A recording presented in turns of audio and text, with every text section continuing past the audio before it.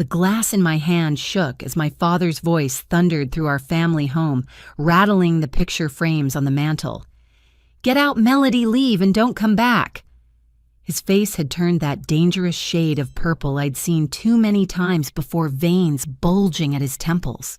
5 years, 5 long years, I'd been hemorrhaging money through that emergency credit card, and now I dared to ask why they needed another $5,000 after last month's $8,000 crisis.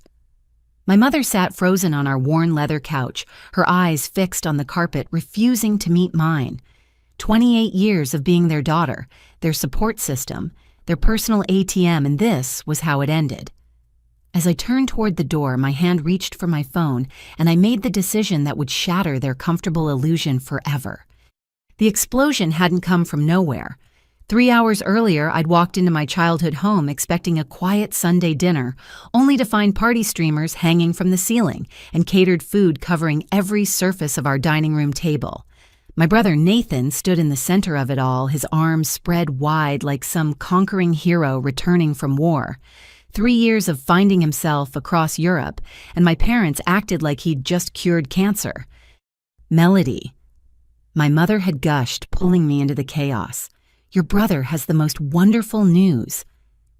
Nathan's designer clothes and expensive watch told me everything I needed to know about how he'd been finding himself. While I worked 60-hour weeks between my accounting job and weekend tutoring, he'd been living a life of luxury. The champagne they poured came from a bottle that cost more than my weekly grocery budget. "I'm starting my own investment firm." Nathan announced, his voice dripping with unearned confidence. "Revolutionary approach to cryptocurrency and sustainable energy markets. All I need is some initial capital from believers in my vision." My stomach dropped as I watched my parents exchange meaningful glances. My mother clasped her hands together. "We've already discussed it, and we want to be your first investors." How much, I asked, though I already knew this conversation would end badly. "200,000 should cover the initial phase," Nathan said casually, as if discussing pocket change. "Where exactly would this money come from?" My voice came out steadier than I felt. My father's jaw clenched. "Family supports family, Melody. We've always managed to help each other through difficult times." Difficult times. The words tasted bitter. "Is that what we're calling it? Because I have spreadsheets showing exactly how much I've helped over the past 5 years. $180,000 in emergency expenses, medical bills, home repairs, car troubles that never seem to end." "Don't be dramatic," Nathan scoffed, swirling his champagne. "Mom and Dad have been struggling. The least you could do is help out without keeping a running tally like some corporate accountant." "I am a corporate accountant," I shot back. "And funny how their struggles didn't stop them from throwing you this welcome home feast on my credit card." The room went silent. My mother's face paled and my father's expression darkened dangerously. "You've been supporting him," I said, the pieces clicking together with sickening clarity. "All those emergencies, all those desperate calls for help. You've been funneling my money to Nathan. He's our son." My mother finally spoke, her voice shrill with defensiveness. "He needed our support while he found his path." "And what am I?" The question hung in the air like a blade.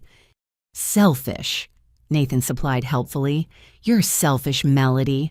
Mom and Dad gave you everything, and now when it's your turn to give back, you're counting pennies." My father stood his chair, scraping against the hardwood floor. "Your brother is right. We've never asked you for anything." "Never asked?" I laughed, but there was no humor in it. The 3 a.m. calls about emergency surgery, the water heater that exploded twice in 1 year, the foundation repairs that mysteriously cost exactly the limit on my credit card.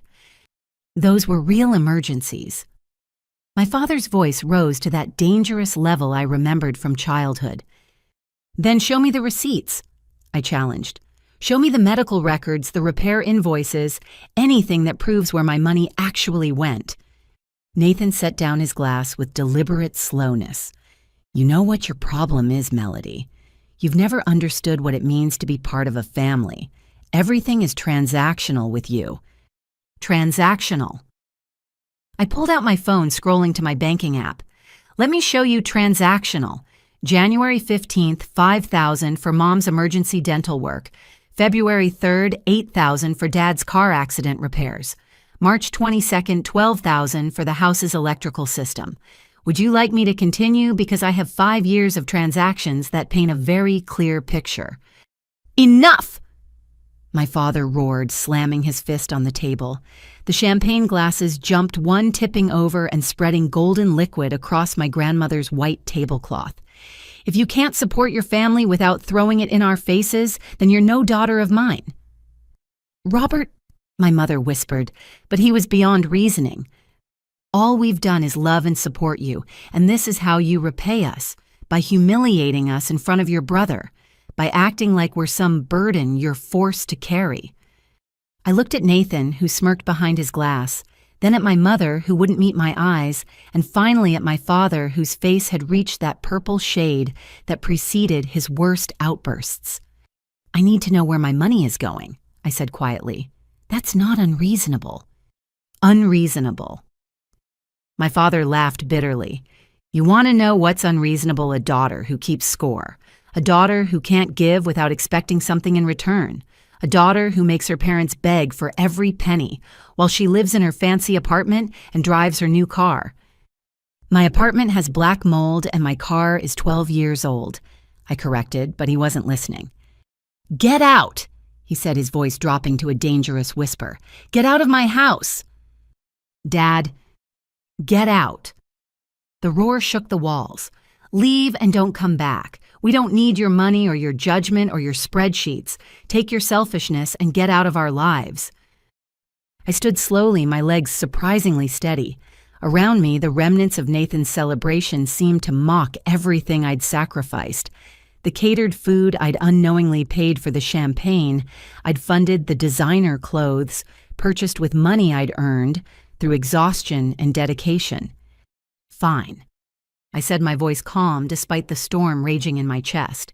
I'll leave, but understand this, when I walk out that door, things change.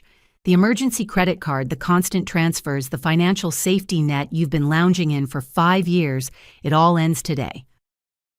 Nathan laughed, actually laughed. Sure it does. You'll cave the minute Mom calls crying. You always do. I looked him straight in the eye. Watch me. My mother finally found her voice as I headed for the door. Melody, sweetheart, your father doesn't mean it. Come back and we'll talk about this reasonably. But I was done being reasonable.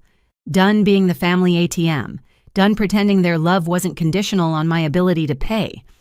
As I walked through that doorway, listening to my father's continued ranting about ungrateful daughters and family obligations, I made myself a promise. They wanted to see what life looked like without my support. I'd show them exactly that. The door closed behind me with a quiet click that felt louder than any slam. In my pocket, my phone already had the credit card company's app open.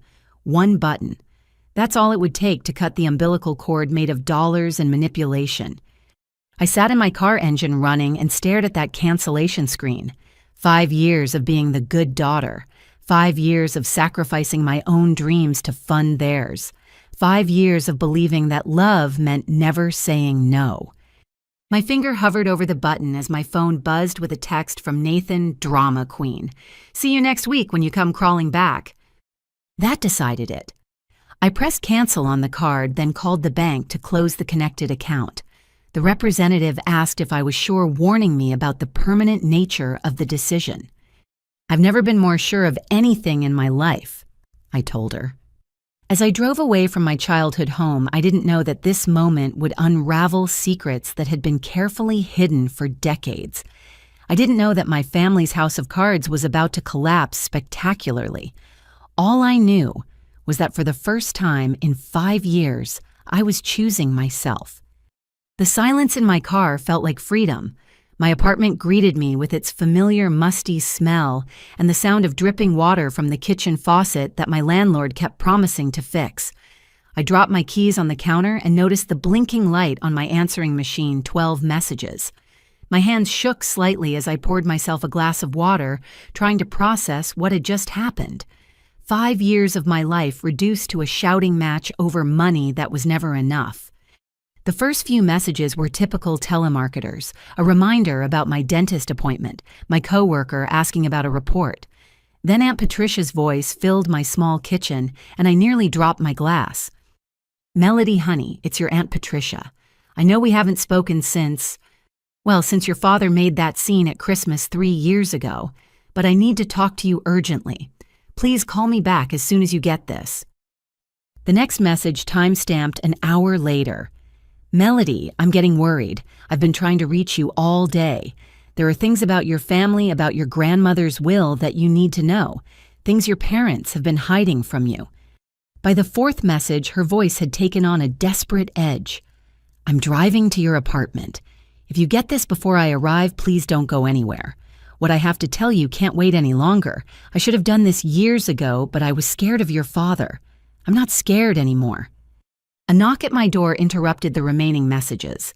Through the peephole, I saw Aunt Patricia, my father's older sister who'd been essentially exiled from family gatherings. Her silver hair was pulled back in an elegant bun, and she carried a leather briefcase that looked out of place with her floral dress. "Aunt Patricia." I opened the door genuinely shocked. "How did you know where I live?"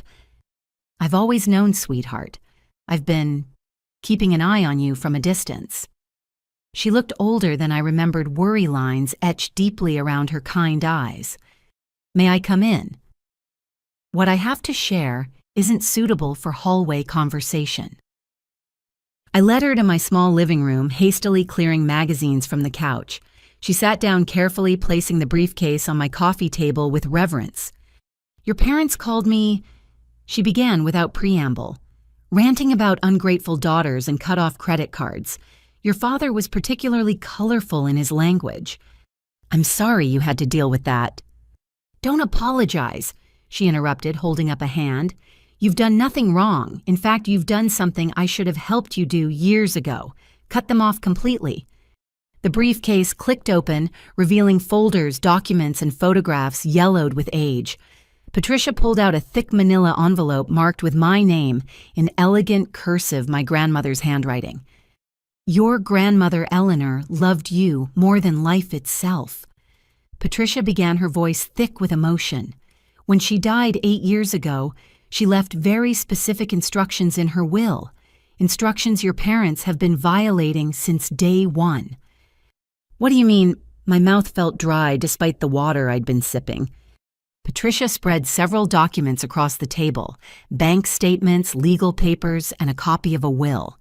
"Your grandmother left you a substantial inheritance, Melody, $400,000 to be held in trust until your 25th birthday, then transferred to you directly." The room spun slightly. "That's impossible. My parents said Grandma left everything to charity, that there was barely enough to cover funeral expenses." "Your parents lied." Patricia's voice hardened. "They've been lying to you for 8 years. As co-executors of the estate, they had access to the trust under strict conditions, only for your education and welfare, with detailed accounting required." She pulled out another set of papers, these covered in red markings and annotations. "I hired a forensic accountant when I suspected something was wrong. Your parents have been systematically draining your trust through forged documents and false claims. Every emergency they've had in the past 5 years, funded by your inheritance, then supplemented by the money you gave them directly." "But why would they need my money if they already had access to the trust?" Patricia laughed bitterly. "Because they'd already spent most of it by the time you turned 25. They panicked knowing you'd discover the truth when the trust was supposed to transfer. So they created crisis after crisis, conditioning you to give without question, hoping to drain your resources before you could claim what was rightfully yours." She showed me bank records that made my stomach churn. Withdrawals matching the amounts of their emergencies, always just days before they'd call me in tears. Transfers to accounts in Nathan's name dating back to when he first left for Europe. Nathan's entire European adventure, Patricia continued, was funded by your inheritance. The apartment in Barcelona, the trips to Ibiza, the failed business ventures in Prague, all paid for with money meant for your future. "How do you know all this?" I asked, though part of me already knew the answer. Because I've been fighting them in court for 3 years, she admitted, quietly, carefully gathering evidence. Your grandmother named me as alternate executor, but your parents used their position to block me at every turn, until now. She pulled out a final document, this one bearing official court seals. Last month, a judge agreed to review the case based on the evidence I've collected. Your parents don't know yet the hearing is next month, but with what you've told me today about them demanding money while sitting on stolen inheritance, this changes everything. Why didn't you tell me sooner? The betrayal felt like a physical weight on my chest. Patricia's eyes filled with tears. Your father threatened me, said if I contacted you, he'd make sure I never saw any family again. He'd already turned most of our relatives against me with lies about my mental health claims, that I was unstable and fixated on money that didn't exist. I believed that staying quiet and gathering evidence was the best way to protect you. She reached across the table, grasping my hands. But when I heard you'd finally stood up to them, I knew it was time. Your grandmother would be so proud of you, Melody. She always said you had steel in your spine. You just needed to find it. What else did they lie about? I asked, though I wasn't sure I could handle more revelations. Patricia's face grew even more serious. Have you ever wondered why you weren't accepted to any of the universities you applied to? Why your scholarship applications were all rejected? My grades weren't good enough. Your grades were excellent. I have copies of your transcripts. But your parents sabotaged every application, withdrew them, declined offers on your behalf, intercepted acceptance letters. They needed you financially dependent, working instead of studying, too exhausted to ask questions. The room felt too small, the air too thin. Everything I'd believed about my life, my failures, my family, all built on lies. There's more. Patricia said gently. Your grandmother owned rental properties, commercial real estate that generates substantial monthly income. By right, you should have been receiving those profits since you turned 25. Instead, my parents have been collecting it while crying poverty. The pieces clicked together with horrible clarity. That's why Dad could claim disability without working. Why Mom could spend her days at the country club. They've been living off my inheritance while making me feel guilty for not giving more. Patricia nodded grimly. The forensic accountant estimates they've taken close to $1 million over the past 8 years between the trust, the rental income, and the money you've given them directly. And that's conservative. What about Nathan? He's your cousin, not your brother. Patricia's words hit like a sledgehammer. My youngest brother's son. When Nathan's parents died in that car accident 15 years ago, your parents took him in, legally adopted him, which was admirable. But your grandmother never approved. She saw how they favored him over you even then. That's why her will was so specific about the inheritance going only to you. I stood abruptly, needing to move to process this tsunami of information. My tiny apartment, which I'd always been embarrassed to show family, suddenly felt like the only honest thing in my life. So every time they made me feel guilty for having a job, for not giving more, for questioning their needs, they were projecting their own theft onto you, Patricia finished. Classic manipulation tactics. Your father learned from our parents, I'm afraid. But your grandmother saw through it all. That's why she tried to protect you with the trust. Failed to protect me, I corrected bitterly. No, Patricia said firmly. The protection is still there. The judge can order full restitution. With interest and penalties, your parents will have to repay everything they stole. And there's something else, something even they don't know about. She pulled out a sealed envelope from the bottom of the briefcase. Your grandmother was clever. She created a second trust completely separate that only activates when you turn 30. Your parents don't know it exists because she used her maiden name and a different law firm. I'm the only trustee. My hands trembled as I took the envelope. How much? $2 million, plus a portfolio of stocks that have been growing for 20 years. Your grandmother inherited from her father and never touched it, saving it all for you. She knew your parents would try to take the first inheritance, so she created a backup plan. Why me? Why not split it between all the grandchildren? Patricia smiled sadly. Because you were the only one who visited her in the nursing home. The only one who called just to talk, not to ask for money. She saw your heart, Melody, even when you were young. She knew Nathan would grow up spoiled and entitled. She knew your parents would try to break your spirit, so she made sure you'd have the resources to rebuild when you finally broke free. I sank back onto the couch, overwhelmed. In one afternoon, I'd gone from being the family disappointment to discovering I was wealthy, or would be once the legal battles were won. What do I do now? I asked, feeling lost despite the windfall of information. First, you hire a lawyer. I have recommendations. Second, you secure all your personal documents and assets your parents might try to access other accounts if they get desperate. Third, you prepare for war because they won't go down without a fight. And Nathan. Patricia's expression grew sympathetic.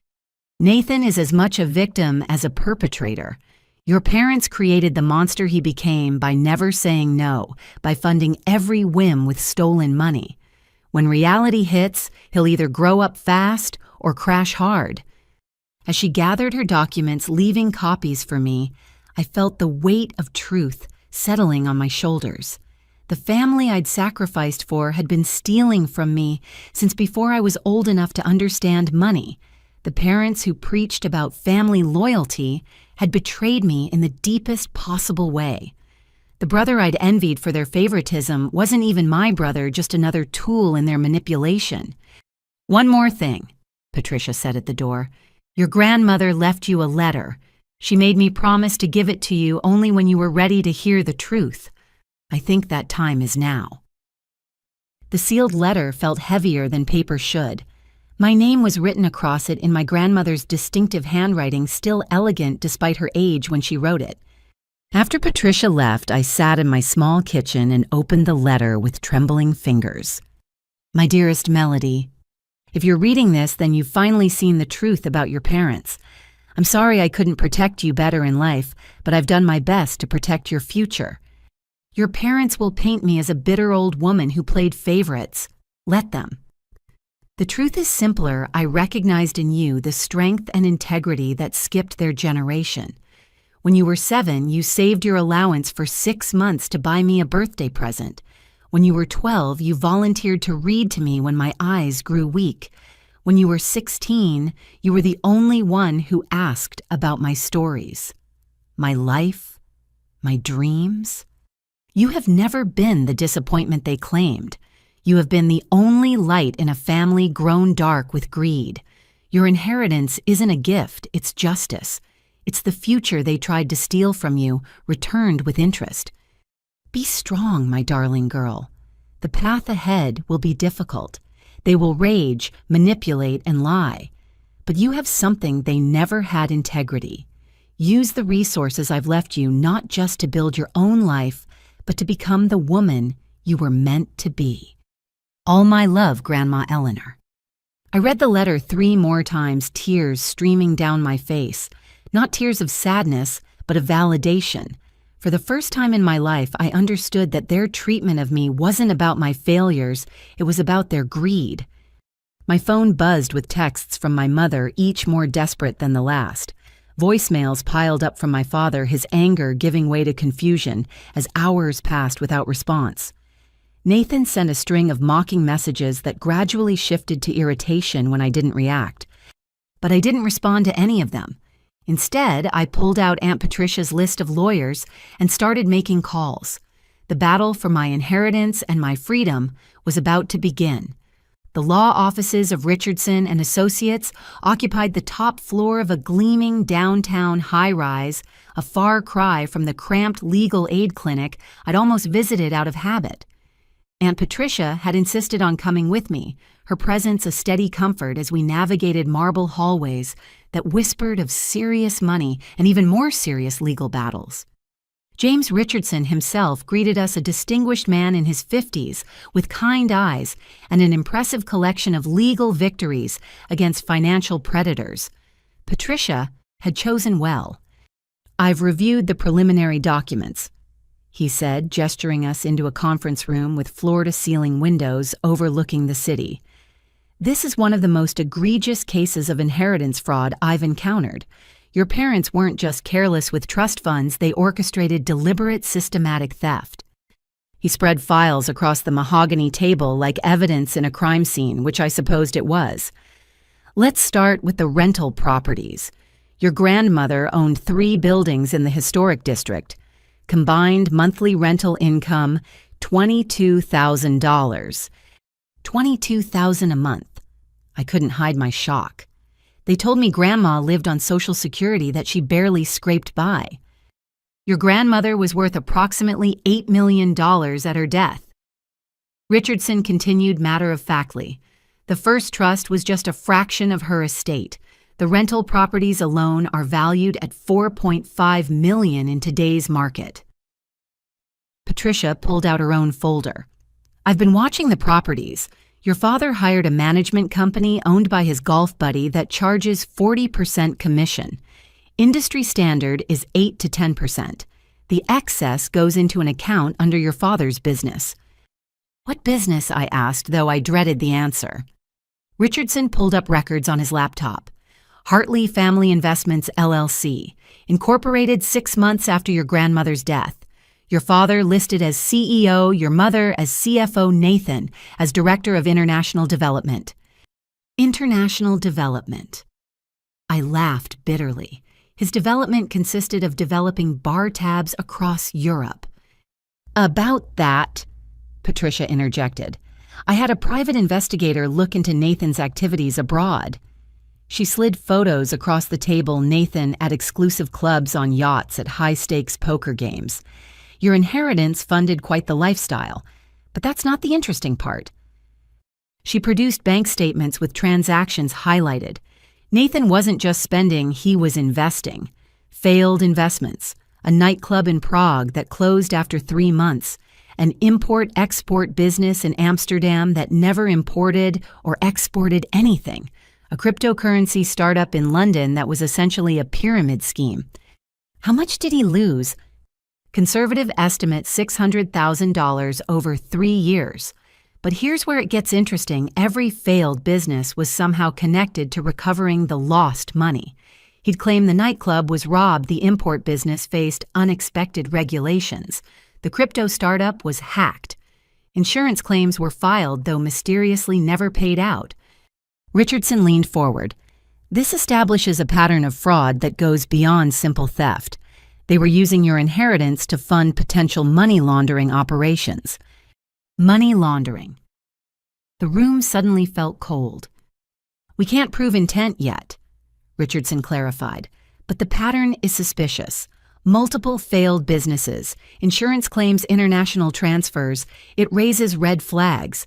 I've seen similar schemes where families use inherited wealth to wash illegal gains through seemingly legitimate failures. Patricia pulled out another document. There's more. Your father has been collecting disability payments for 5 years, claiming a back injury from his construction days. But I have photos of him playing golf twice a week, tennis at the country club, even helping Nathan move furniture last month. The photos were damning. My father lifting heavy boxes, swinging golf clubs with perfect form, not a hint of the debilitating pain he'd described in tearful phone calls asking for money. So he's been committing disability fraud while stealing my inheritance and running suspicious businesses. I felt nauseous. It gets worse, Richardson said gently. The IRS has been investigating your father's business for 2 years. They've frozen several accounts pending review. My contacts suggest they're building a tax evasion case. He hasn't reported the rental income, claiming the properties are vacant and generating losses. But they're fully rented, Patricia confirmed. I have copies of every lease agreement. Your parents have been collecting rent while claiming poverty to you and losses to the IRS. Richardson pulled up more records. Your mother isn't innocent either. She's been filing insurance claims on the properties, water damage, electrical issues, foundation problems. The same issues she called you about, claiming they needed emergency funds to fix. But the insurance paid out each time and no repairs were made. double dipping, getting money from insurance and from you for the same fictional problems. How did they think they'd get away with this? I asked, overwhelmed by the scope of their deception. They assumed you'd never find out, Patricia said quietly. Your grandmother's will specified you'd receive full control of the estate at 30. They had 2 more years to cover their tracks, maybe fabricate documents showing the money was spent legitimately on your welfare. Your decision to cut them off forced their hand. Richardson nodded. Based on communication patterns, they planned to claim bankruptcy just before your 30th birthday, saying bad investments and medical bills consumed the inheritance. You'd inherit debt-ridden properties and empty accounts, never knowing millions had been siphoned away. But Nathan's the key to unraveling everything, Patricia added. His lifestyle, his failed businesses, his connections, he's the weak link. And according to my investigator, he's in serious trouble. She showed me recent photos. Nathan looked haggard, constantly checking over his shoulder. He owes money to the wrong people. His last business venture involves some very dangerous individuals who don't accept the project failed as an excuse for missing money. Is he in danger? Despite everything, I felt a twinge of concern. He's made his own bed, Patricia said firmly. But it explains why your parents are desperate for your money. They're not just funding their lifestyle, they're trying to keep Nathan from facing consequences of his actions. Richardson organized the evidence into neat piles. Here's what we're going to do. First, file an emergency injunction to freeze all estate assets. No more transfers, no more access. Second, demand full accounting of every penny spent from the trust. Third, pursue criminal charges for fraud, theft, and tax evasion. Criminal charges. The reality hit me. They could go to prison. Your father faces up to 20 years for tax evasion alone. The inheritance fraud adds another 10. Your mother's insurance fraud could mean 5 to 7. Nathan's situation depends on what federal investigators find about his international activities. I stared at the evidence of my family's crimes, trying to reconcile the parents who'd raised me with the criminals described in these documents. I just wanted them to stop taking my money. I didn't want to destroy their lives. Patricia gripped my hand. They destroyed their own lives with greed. You're just holding up a mirror to their actions. There's something else, Richardson added carefully. The second trust your grandmother created, the one they don't know about. It's worth considerably more than $2 million now, closer to $4 million with investment growth. But accessing it might tip them off to its existence. What do you recommend? Wait until after the criminal proceedings. Let them think they've taken everything that you're fighting for scraps. When they're convicted and ordered to pay restitution, reveal the second trust. It ensures you'll be whole, regardless of what they can repay. Smart, Patricia agreed. Your grandmother would approve. She always said the best revenge was living well while wrongdoers face justice. Richardson's assistant knocked, bringing coffee and a stack of additional documents. I've prepared the initial filings. We can have the injunction in place by tomorrow, freezing all accounts connected to the estate. Your parents will be served notice within 48 hours. How will they react? I asked, though I suspected I knew. Badly, he said honestly. Expect escalation, emotional manipulation, public scenes, possibly attempting to access your personal accounts or credit. We should discuss protective measures. For the next hour, we planned my defense against the storm that was coming. New bank accounts they couldn't access, credit monitoring to prevent identity theft, even a restraining order if their harassment escalated. It felt surreal preparing for war against the people who'd raised me. As we finished, Richardson pulled me aside. I want you to understand something. What your parents did, it's not normal family dysfunction. It's criminal conspiracy. You're not breaking up your family by pursuing this. They broke it the moment they stole your first dollar. I keep thinking about Sunday dinners, I admitted. Birthday parties, Christmas mornings. Were they ever real, or was I just a resource to be exploited? Both can be true, he said kindly. They may have loved you in their way, but greed corrupted that love into something toxic.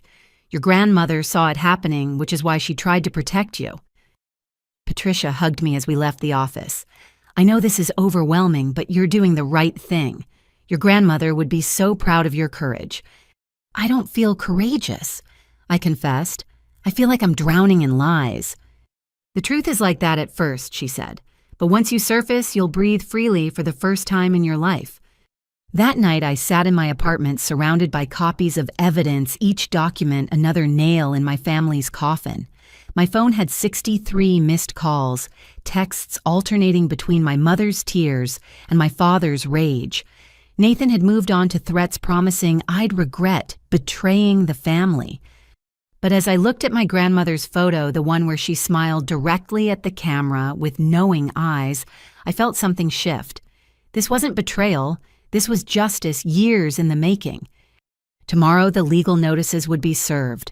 Tomorrow their house of cards would begin its inevitable collapse. Tomorrow I'd truly begin fighting for the life they'd tried to steal. But tonight I raised a glass of wine to the woman who'd loved me enough to protect me from beyond the grave. Thank you, Grandma, I whispered. I understand now.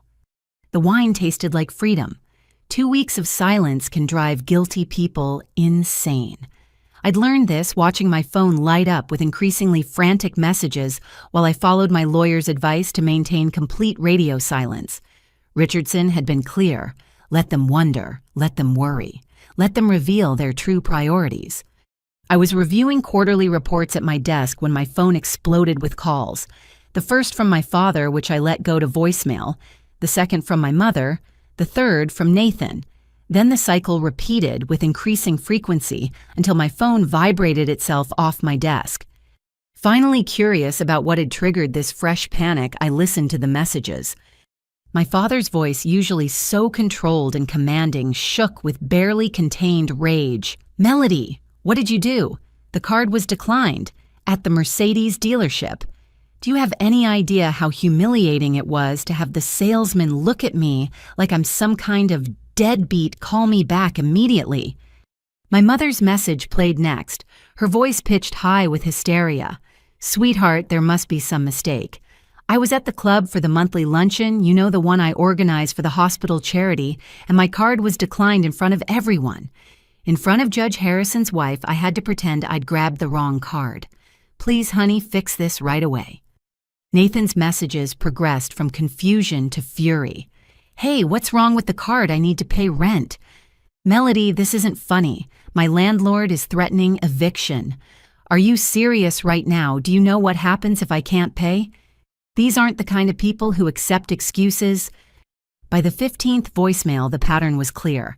The supplementary cards I'd foolishly added to my account years ago, just for emergencies, they'd promised, had all been frozen when I closed the account.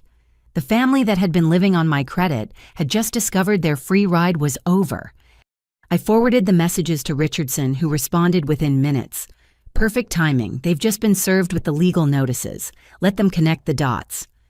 Unable to resist seeing the full picture, I logged into my old credit card account one final time before it closed permanently. The attempted charges from the past 2 weeks painted a vivid picture of my family's priorities. Mercedes-Benz of Arlington, $42,000. Declined Cherrywood Country Club, $8,300. Declined European Luxury Rentals, $12,000. Declined Bergdorf Goodman, $6,700. Declined first-class airline tickets to Monaco, $18,000. Declined. The list went on. In 2 weeks, they'd attempted to charge over $100,000, not for medical emergencies or home repairs, but for luxury cars, vacation homes, designer clothes, and international travel. My desk phone rang. My parents had resorted to calling my workplace. I let it go to voicemail, but Sandra, my boss, knocked on my door moments later. "Your father just called reception," she said, her expression sympathetic but firm. "He was quite vocal. Security has his photo now. He won't be allowed in the building." "I'm so sorry," I began, but she cut me off. "Don't apologize for other people's behavior, but maybe you should listen to this." She handed me her phone where she'd recorded my father's rant to the receptionist. His voice boomed through the speaker. "I demand to speak to my daughter immediately. This is a family emergency. If you don't transfer me right now, I'll come down there myself. She thinks she can destroy her family, hide behind lawyers. I'll show her what happens when you bite the hand that fed you." "That's a threat," Sandra said quietly. "I'm documenting this for HR and recommending increased security for you. Do you have somewhere safe to stay?" I nodded, grateful for her support. Patricia had insisted I stay with her until things calmed down, and now I understood why. My phone rang again, this time my mother, and against my better judgment, I answered. "Finally," she gasped. "Melody, sweetheart, what's happening? Your father received some legal papers, and he's destroying the house. He threw your grandmother's china at the wall." "The Wedgwood set," I asked, remembering how she'd always claimed it would be mine someday. "This isn't about dishes," she screeched. "You've hired lawyers. You're suing your own parents after everything we've done for you." "Everything you've done? You mean stealing my inheritance?" The silence lasted so long I thought she'd hung up. When she spoke again, her voice had turned cold. "I don't know what Patricia has been telling you, but she's always been jealous of our family. She's filling your head with lies. Lies with documentation. Lies with bank records. Lies with proof of tax evasion. You're really going to destroy us over money." She played her last card, the tears. "Your father's disability could be revoked. We could lose the house. Is that what you want? The house you bought with my grandmother's money, the disability payments Dad collects while playing 18 holes twice a week. Yes, Mom, that's exactly what I want. Justice." "Justice?" She laughed bitterly. "You want to see your parents in prison? You want Nathan homeless on the streets?" "Nathan's housing situation is his problem. Maybe if you hadn't funded his every whim with stolen money, he'd have learned responsibility." "How dare you?" "No, Mom. How dare you? How dare you steal from your own daughter? How dare you sabotage my education? How dare you lie for 8 years while I worked myself to exhaustion trying to help you?" "We're your parents," she screamed. "We gave you life. We raised you. You owe us everything." "I owe you nothing. And after what you've done, you're nothing to me." The words came out calmer than I felt, but their impact was immediate. She gasped as if I'd slapped her. "You'll regret this," she whispered. "When you're alone with your money and your righteousness, you'll regret losing your family." "I lost my family the day you chose greed over love. I'm just making it official." I hung up and blocked her number, then did the same for my father and Nathan. The liberation felt immediate, as if chains I hadn't realized I was wearing had suddenly snapped. Richardson called an hour later. "They've retained counsel, Donovan and Associates." "Is that bad?" "It's expensive. They're burning through money they claim not to have. But Donovan just called. Your parents want to negotiate." "What could they possibly offer? They stole everything." "They're proposing a payment plan. They'll admit to mismanaging the trust, but claim it was done with good intentions. They want to repay over 20 years with minimal interest." "How much would that be?" "About 30 cents on the dollar paid out over 2 decades. It's insulting." "Counter with full restitution within 90 days, or we proceed with criminal charges." Richardson paused. "That's aggressive. They'll never accept." "Good. I want them to refuse. I want every refusal documented. When this goes to criminal court, I want the jury to see they had chances to make it right and chose not to." "You've gotten stronger," he observed. "Good. You'll need it." Donovan mentioned they're planning a public relations campaign, painting you as a money-hungry daughter, abandoning elderly parents. "Let them. I have receipts for every luxury purchase they've made while claiming poverty." That evening, Patricia picked me up from work in her reliable sedan, so different from the Mercedes my father had tried to buy with my credit. Her house in the suburbs felt like a sanctuary, quiet, honest, filled with photos of the grandmother my parents had robbed. "They called me too," she said over dinner. "Robert threatened to sue me for turning you against them." I laughed and reminded him I have 30 years of evidence of his schemes. He hung up rather quickly. "How did he become this way? You grew up in the same house." Patricia sighed. Your grandfather favored Robert, gave him everything while expecting me to be grateful for scraps. When I started my accounting firm, Robert mocked me for playing businesswoman. When I succeeded, he expected me to fund his ventures. I refused, so he found other sources, first our parents' savings, then your grandmother's sympathy, finally your inheritance. And Nathan was Robert's chance to raise the son he really wanted. Generous, flashy, unquestioning. Everything you weren't. When Nathan's parents died, Robert saw an opportunity to create his legacy. Your money just funded that delusion. My phone buzzed with an unknown number. Against better judgment, I answered. Melody. Nathan's voice, but different, scared, desperate. Please don't hang up. I'm in trouble. Real trouble. The people I owe, they don't care that the money's gone. They want payment or what Nathan... They'll hurt me. Maybe worse. I need $50,000 by tomorrow or... Then I suggest you ask the parents who funded your lifestyle for 3 years. Oh wait, they're broke without my credit card. This isn't a game. His voice cracked. They know where I live, where Mom and Dad live. They've made threats. Then go to the police.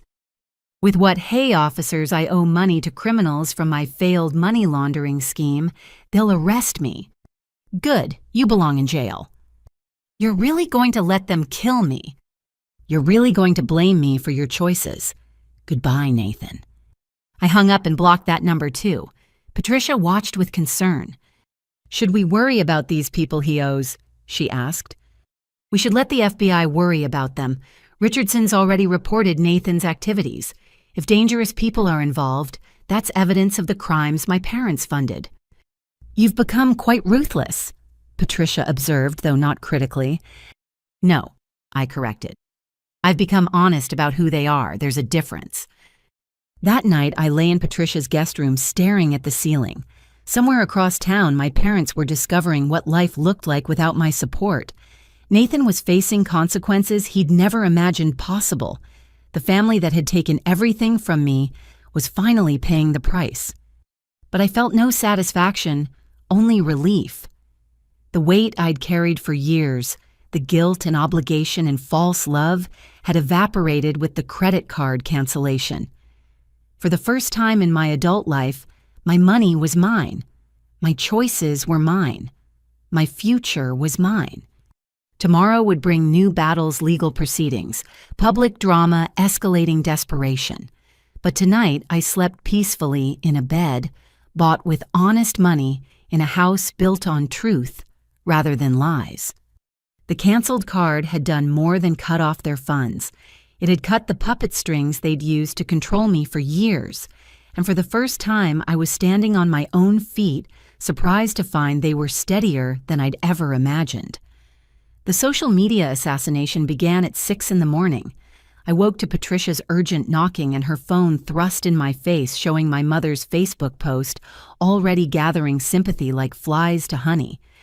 To all our dear friends and family, the post read, "It is with broken hearts that we share our daughter. Melody has abandoned us in our time of greatest need. Despite raising her with love and sacrificing everything for her success, she has cut us off, completely canceled the financial support we depend on for Robert's medical care, and hired lawyers to attack us with false accusations. We are elderly disabled and now facing homelessness because of our own daughter's greed. Please pray for us and, if possible, help us through this difficult time. We never thought the child we loved would betray us this way." Attached were photos carefully curated for maximum emotional impact. My father in a back brace he apparently only wore for photographs, my mother looking frail and tearful, even one of them standing in front of their house with a "for sale" sign clearly photoshopped into the yard. The comments were already pouring in. Church friends expressing shock, distant relatives offering prayers, neighbors volunteering to start meal trains. Each sympathetic response was another knife twisted in my reputation. "Don't read them," Patricia advised, but it was too late. "I can't believe Melody would do this to you. What kind of daughter abandons sick parents? You gave her everything, and this is how she repays you. Some children are just born selfish. You did your best." My phone started ringing blocked numbers I didn't answer, but the voicemails painted a clear picture.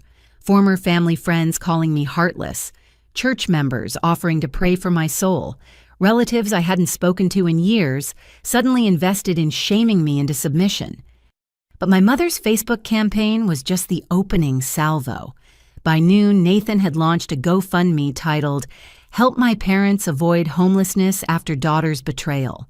The description was a masterpiece of manipulation. My elderly parents, Robert and Linda, have been abandoned by their daughter, Melody, who became successful thanks to their sacrifices. Now, when they need her most, she has cut them off, frozen their accounts, and sicked lawyers on them. My father is disabled and requires constant medical care. My mother has chronic health conditions. They face losing their home of 30 years. As their adopted son, I'm desperately trying to help, but I'm struggling too. Any amount helps. Let's show them that kindness still exists even when family fails. He'd set the goal at $200,000, conveniently close to what they'd stolen from me over the years. Within hours, donations started trickling in. $20 from a church friend, $50 from a neighbor, $100 from a relative in Texas, who included a note about ungrateful children. "Should we report it as fraud?" I asked Richardson over the phone. "Document everything, but don't engage yet," he advised. "Let them dig their hole deeper. Every lie they tell publicly is evidence of their desperation and continued deception." The afternoon brought phase 3 of their campaign, direct attacks on my employment. My boss, Sandra, called me into her office, her expression grim. "Your father sent an email to the entire board of directors," she said, sliding a printed copy across her desk. "I've already discussed it with HR and our legal team, but you should see what he's claiming." The email was unhinged, accusing me of embezzling company funds to pay for my lavish lifestyle while my disabled parents starved. He claimed I was mentally unstable, suggested I might be stealing from clients, and demanded the company investigate my suspicious wealth that allowed me to hire expensive lawyers. "He's trying to get me fired," I said, stunned by the boldness of the lies. "He's trying but failing," Sandra corrected. "Our IT department traced some interesting patterns. Your father has been sending these emails from different addresses, but they all originate from the same IP. He's also been leaving reviews on our company website under fake names, all claiming you're unethical and shouldn't be trusted with finances." She pulled up screenshots, dozens of one-star reviews, all posted within the same hour, all hitting the same talking points about my abandonment of family and questionable ethics. "This is defamation," I said. "It's desperation," Sandra replied, "and it's backfiring. The board is fully supportive. They see this for what it is, an extinction burst from manipulative people losing control.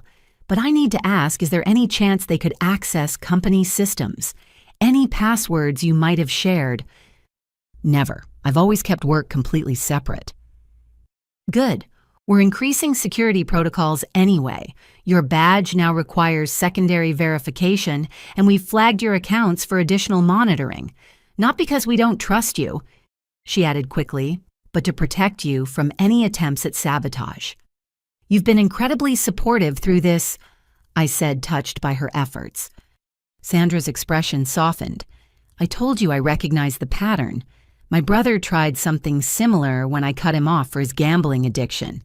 He called my clients, sent letters to regulators, even showed up at a conference claiming I'd stolen his inheritance. Addicts and abusers follow the same playbook when they lose their supply." That evening, the campaign escalated again. Patricia and I were preparing dinner when her doorbell rang repeatedly, urgently. Through the peephole, we saw my mother standing on the porch, but she wasn't alone. She'd brought reinforcements, 3 women from her church group, including Mrs. Henderson, who taught my Sunday school class 20 years ago. "Don't open it," Patricia warned, but my mother had already spotted movement through the window. "Melody," she cried out, "I know you're in there. Please, we just want to talk. Mrs. Henderson has come all this way. She has something important to tell you." Against Patricia's advice, I opened the door but kept the chain on. My mother had lost weight. Her usually perfect hair unstyled her designer clothes, replaced with deliberately dowdy items I'd never seen her wear. The performance was Oscar-worthy. Melody dear. Mrs. Henderson began her voice exactly as I remembered from childhood. Your mother has told us everything. How can you turn your back on the people who gave you life? The Bible says honor thy father and mother. The Bible also says thou shalt not steal, I responded. Did she tell you about the $1 million they stole from my inheritance? My mother gasped dramatically. Those lies again, Patricia has poisoned your mind. We only ever tried to protect your money to invest it wisely. In Nathan's failed nightclubs, in luxury cars, in country club memberships. The church ladies exchanged uncertain glances. My mother, sensing the shift, changed tactics. Even if we made mistakes, is that worth destroying your family? Worth seeing your elderly parents homeless? Your father cries every night, Melody. His heart can't take this stress. If he has another heart attack, his blood will be on your hands. Another heart attack. When was the first one? She faltered. Well, the doctors said he's at risk. Just like his back injury that disappears on the golf course. Just like your chronic illness that no legitimate doctor has diagnosed. Mrs. Henderson stepped back slightly. Linda, you said Robert was bedridden. He is most days. Today is a good day, but tomorrow... Stop. My voice cut through her performance. Mrs. Henderson, I have video from yesterday of my father playing tennis at the country club. Would you like to see it? The church ladies suddenly found urgent reasons to leave. As they hurried to their cars, my mother's mask finally slipped. You little witch, she hissed. You think you've won. You have no idea what we're capable of. Nathan knows people. Dangerous people. One word from him and what, mother, you'll have me hurt, killed. Is that what you've become? Patricia stepped into view, her phone clearly recording. Please do continue with the threats. The police will find this very interesting. My mother's face went white. Without another word, she fled to her car, leaving her carefully crafted image of the suffering mother in ruins on Patricia's porch. But they weren't done. That night, my personal email filled with messages. Nathan had apparently shared my contact information on several forums dedicated to ungrateful children and elder abuse by adult kids. The messages ranged from disappointed lectures to outright threats. You're what's wrong with this generation. I hope you end up alone and penniless like you're leaving your parents. Karma will get you for this selfishness. Your parents should have aborted you. Between the hate mail, 3 messages stood out. The first from my cousin Sarah. I saw the GoFundMe. Did you know they did the same thing 5 years ago when Grandpa died? Claimed you refused to help with funeral expenses and raised $15,000. The funeral was already paid for by his insurance. The second from a number I didn't recognize. Ms. Hartley, this is Maria Santos. I'm the woman Nathan claimed was his pregnant girlfriend. I need to speak with you urgently about your brother's illegal activities. He doesn't know I'm FBI. The third made my blood run cold. You don't know me, but I know Nathan. He owes my associates $200K. Family debts carry over. You have 1 week to pay or we visit your parents first. Then you. This isn't a threat. It's a promise. I forwarded everything to Richardson and the FBI contact he'd provided. Within an hour, I had responses. The FBI wanted to meet immediately about Nathan's connections. Richardson was filing for emergency restraining orders against my entire family. This escalation is actually good news, Richardson explained during our emergency video call. They're panicking, making mistakes, creating evidence. The social media posts prove they're not destitute. The threats establish a pattern of harassment. The GoFundMe might constitute fraud since they're lying about their circumstances. How is any of this good? I asked, exhausted by the day's emotional warfare. Because desperate people reveal their true nature. Your mother threatened you on camera. Your father is defaming you in writing. Nathan's connections to criminals create federal jurisdiction. They're not just losing the civil case, they're building the criminal one against themselves. As I prepared for bed in Patricia's guest room, my phone buzzed with one final message. A text from my mother's number. but the writing style was clearly my father's. Last chance, Melody. Drop the lawyers, restore the money, and we'll forget this happened. You have 24 hours to come to your senses. After that, we'll destroy you like you're trying to destroy us. You think you know the truth about your inheritance? You know nothing. There are things about your real father that would ruin you. Things we've protected you from. Don't force our hand. I stared at the message, my heart racing. My real father. What could they possibly mean? My parents had been married for 35 years. I'd seen my birth certificate, the hospital photos. Everything seemed normal. Patricia found me sitting on the bed phone, trembling in my hand. She read the message and sighed deeply. I wondered if they'd go there, she said quietly. Go where? What are they talking about? She sat beside me, taking my hand. Your mother had an affair early in their marriage. Your biological father was actually a wealthy businessman who wanted nothing to do with a baby. Robert agreed to raise you as his own in exchange for financial consideration. The room tilted. You mean they sold me? No, not exactly. But there was money involved. Your grandmother knew, which is partly why she left everything to you and not Robert. She felt you deserved security after such a complicated start. Why didn't anyone tell me? Because it doesn't matter, Patricia said firmly. Robert raised you badly, but still. Biology doesn't change the legal facts of the inheritance or their theft. This is just another manipulation, another desperate attempt to hurt and control you. I looked at the thread again, then did something that surprised me. I laughed. Actually laughed. Let them tell whoever they want, I said. They think this is leverage. All it proves is that they've been lying to me since birth. Just add it to the pile of deceptions. I typed my response. Thank you for the additional evidence of blackmail and extortion. My lawyers will be thrilled. Your 24 hours started the moment you stole your first dollar from me. Time's already up. Then I blocked the number and turned off my phone. Tomorrow would bring new battles, but tonight I'd won. Their desperate manipulations had revealed the depth of their corruption. Every threat, every lie, every public performance just added weight to my case. They'd tried to destroy me with guilt, with public shame, with threats of violence and family secrets. But all they'd managed to destroy was any lingering doubt about my decision. The family I'd mourned was a fiction. These desperate, dangerous strangers wearing familiar faces, they were the reality I'd been too blind to see. But my eyes were open now, and nothing they did could close them again. Richardson's law firm transformed into a war room. Boxes of evidence lined the conference room walls, screens displayed financial forensics, and a team of associates worked around the clock building our case. When I arrived for our strategy meeting, the controlled chaos felt like vindication taking shape. Your family's desperation tactics have actually strengthened our position. Richardson began gesturing to a wall covered in printed screenshots. Every threat, every lie, every public manipulation, they've created a perfect trail of evidence.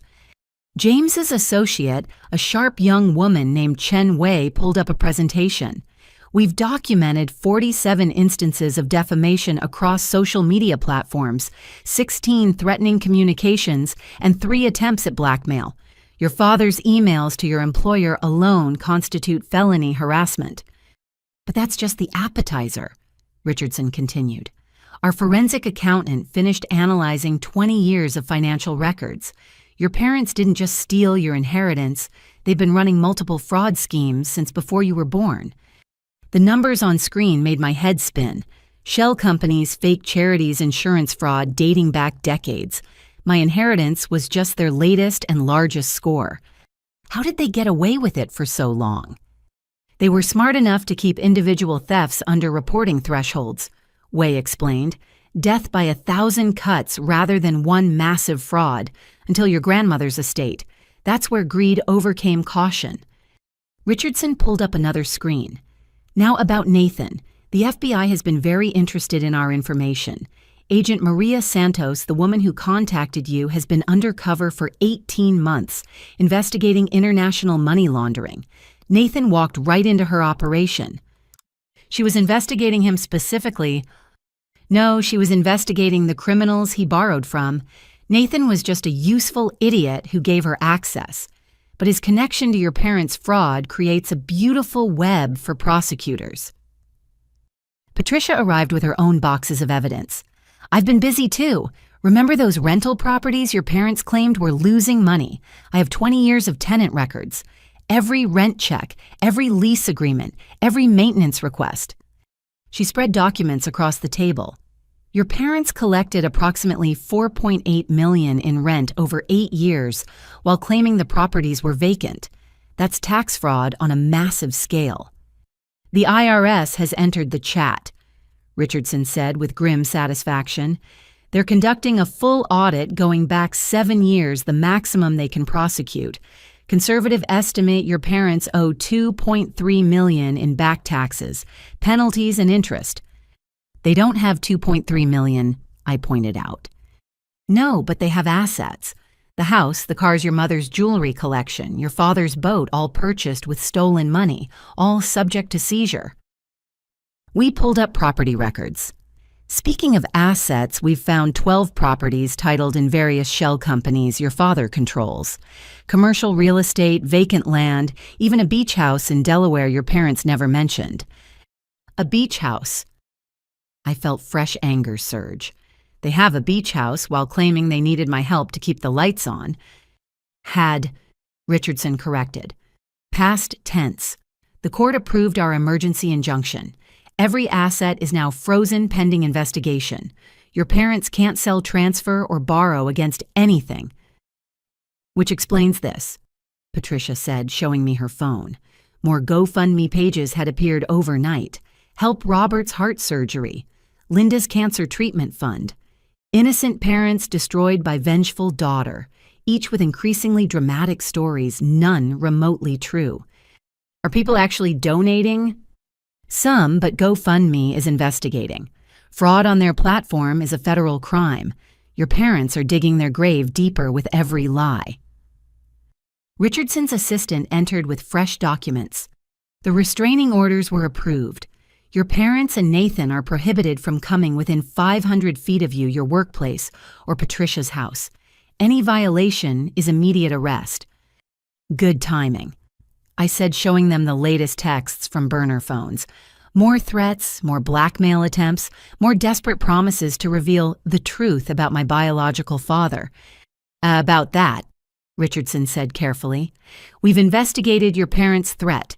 Your biological father was indeed a different man, Dr. Marcus Webb, a prominent surgeon. He died 10 years ago, left his estate to medical charities. There's no scandal to expose just adults who made complicated choices 30 years ago. They're threatening to expose a dead man who left money to charity. I almost laughed at the absurdity. Desperation makes people stupid, Patricia observed. Speaking of which, Nathan's situation has deteriorated. She showed us news articles from European papers. Nathan was wanted for questioning in 3 countries regarding investment fraud. His face appeared on financial crime watch lists. The dangerous people he owed money to were themselves under investigation. He can't run without money, Way noted, and with the accounts frozen, he's trapped. Which brings us to our counteroffensive. Richardson said, his tone shifting to battle mode. We're not just defending anymore, we're attacking. Criminal charges have been filed: fraud, theft, tax, evasion, identity theft, blackmail, harassment. The district attorney is personally overseeing the case. Why personal involvement? Because your case is perfect for prosecution. Clear evidence, sympathetic victim defendants who keep creating more evidence against themselves. The DA sees career-making convictions. He pulled up a timeline. Here's how this plays out. Next week, formal arraignment. Your parents will be arrested, processed, and released on bail if they can afford it with frozen assets. The criminal trial starts in approximately 6 months. The civil case for inheritance recovery runs parallel. 6 months. It felt both too long and too soon. That's lightning speed for financial crimes. The evidence is overwhelming. Our bigger challenge is asset recovery. Your parents have been spending stolen money for 8 years. Getting full restitution may require selling every asset they own. What about the second trust? I asked. The one they don't know about? Richardson smiled. That's your ace in the hole. Let them think they've destroyed your future. When criminal convictions come down and civil judgments are entered, reveal the second trust. You'll be whole, regardless of what we recover. There's more good news, Patricia added. Your grandmother's business, the one you would have inherited if you'd gone to college, it still exists, managed by a trustee. With the fraud exposed, control can transfer to you. What kind of business? Medical equipment supply, very profitable. The trustee has grown it conservatively, waiting for the rightful heir to claim it. Current valuation, $12 million. I sat back stunned. Every revelation showed how much my parents had stolen not just money, but opportunities, education, and entire life path. Now, Richardson continued, we need to discuss Nathan's criminal associates. The FBI wants you in protective custody until they're arrested. Is that really necessary?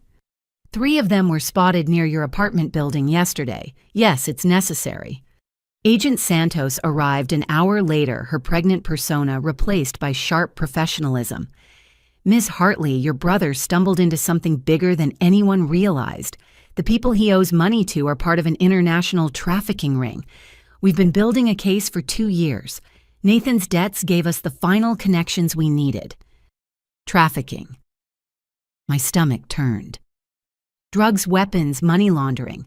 Nathan thought he was borrowing from high-stakes gamblers. He was actually funding terrorists. His failed businesses were supposed to be money laundering fronts. When they failed legitimately, he couldn't repay dirty money with clean funds. How much danger am I in? Moderate. They prefer threatening families to create pressure. But with Nathan broke and your parents' assets frozen, they may escalate. We're moving on arrests within 72 hours. Until then, we need you somewhere safe.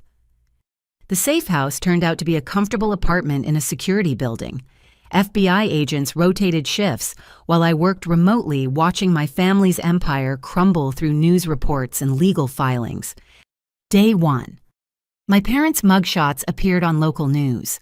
Prominent couple arrested for $1 million inheritance fraud. Day 2. Nathan was arrested trying to board a flight to Brazil. Man detained in connection with international money laundering investigation. Day 3. The FBI raids captured Nathan's associates. Major trafficking ring dismantled, local man key to investigation. Richardson visited daily with updates. Your parents' lawyer quit. Apparently they tried to pay him with a check from a frozen account. They're now using a public defender. For $1 million fraud case, they have no choice. Every decent lawyer demands retainer up front, and they have no accessible funds. Even their GoFundMe was frozen after reports of fraud. Patricia brought dinner and gossip. The country club revoked their membership. The church asked them not to return pending resolution of legal matters. Your mother's charity committee expelled her for conduct unbecoming. Their entire social circle abandoned them. Rats fleeing a sinking ship. Plus, several club members realized they'd also been scammed over the years. Your parents borrowed money for emergencies from half the membership. On the 4th day, something unexpected happened. My phone rang with a call from the detention center. Against my better judgment, I accepted. Melody. My mother's voice sounded broken, aged 20 years in 4 days. Please, I need to... If you're calling to threaten or manipulate, I'm hanging up. No, I need to tell you something. About the money, there's more. Hidden accounts Robert doesn't know about. I'll tell you everything if you help me. Help you how? Get me away from him. File charges separately. I was just following his lead, trying to be a good wife. He threatened me too. Said he'd leave me with nothing if I didn't comply. I have evidence. Recordings. I shouldn't have been surprised. When criminals face consequences, they turn on each other. Even marriages built on greed couldn't survive the pressure of prosecution. Tell your public defender. Maybe they'll cut a deal. Melody, please. I'm your mother. No, I cut her off.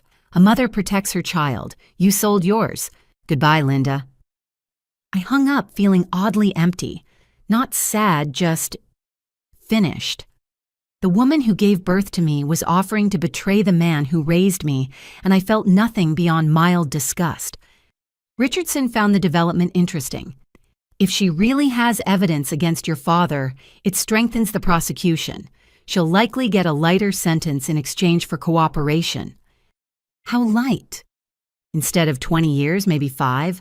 Still prison, still a felony record, still the end of life as she knew it. That night in the safe house, I video called Patricia.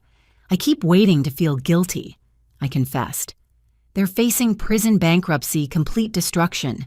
Shouldn't I feel something? You are feeling something, she observed. Relief, which is exactly what you should feel when abusers face justice. Guilt would mean they'd successfully programmed you to prioritize their needs over your own well-being. The fact that you don't feel guilty, that's healing, Melody. That's growth. She was right. As I watched the news coverage of my family's downfall, I felt no satisfaction but no regret either. Just a sense of cosmic balance being restored of truth, finally conquering lies. The criminal case was building momentum. The civil case promised full restitution. My future stolen for so long was being returned with interest. And the family that had caused so much pain, they were learning what happened when the well of exploitation finally ran dry. Justice, I was learning, didn't always feel triumphant. Sometimes it just felt like the end of a very long storm with clear skies finally visible on the horizon. The relatives came out of the woodwork like termites from a burning building.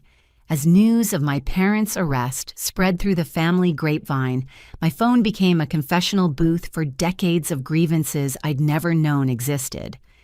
Cousin Sarah called first, her voice shaking with years of suppressed anger. Melody, I've been watching the news. I can't believe you finally exposed them. We need to talk, all of us cousins. There are things you need to know. The meeting took place at a restaurant downtown chosen for its privacy and distance from anyone's home. I arrived to find not just Sarah, but 6 other cousins I hadn't seen in years.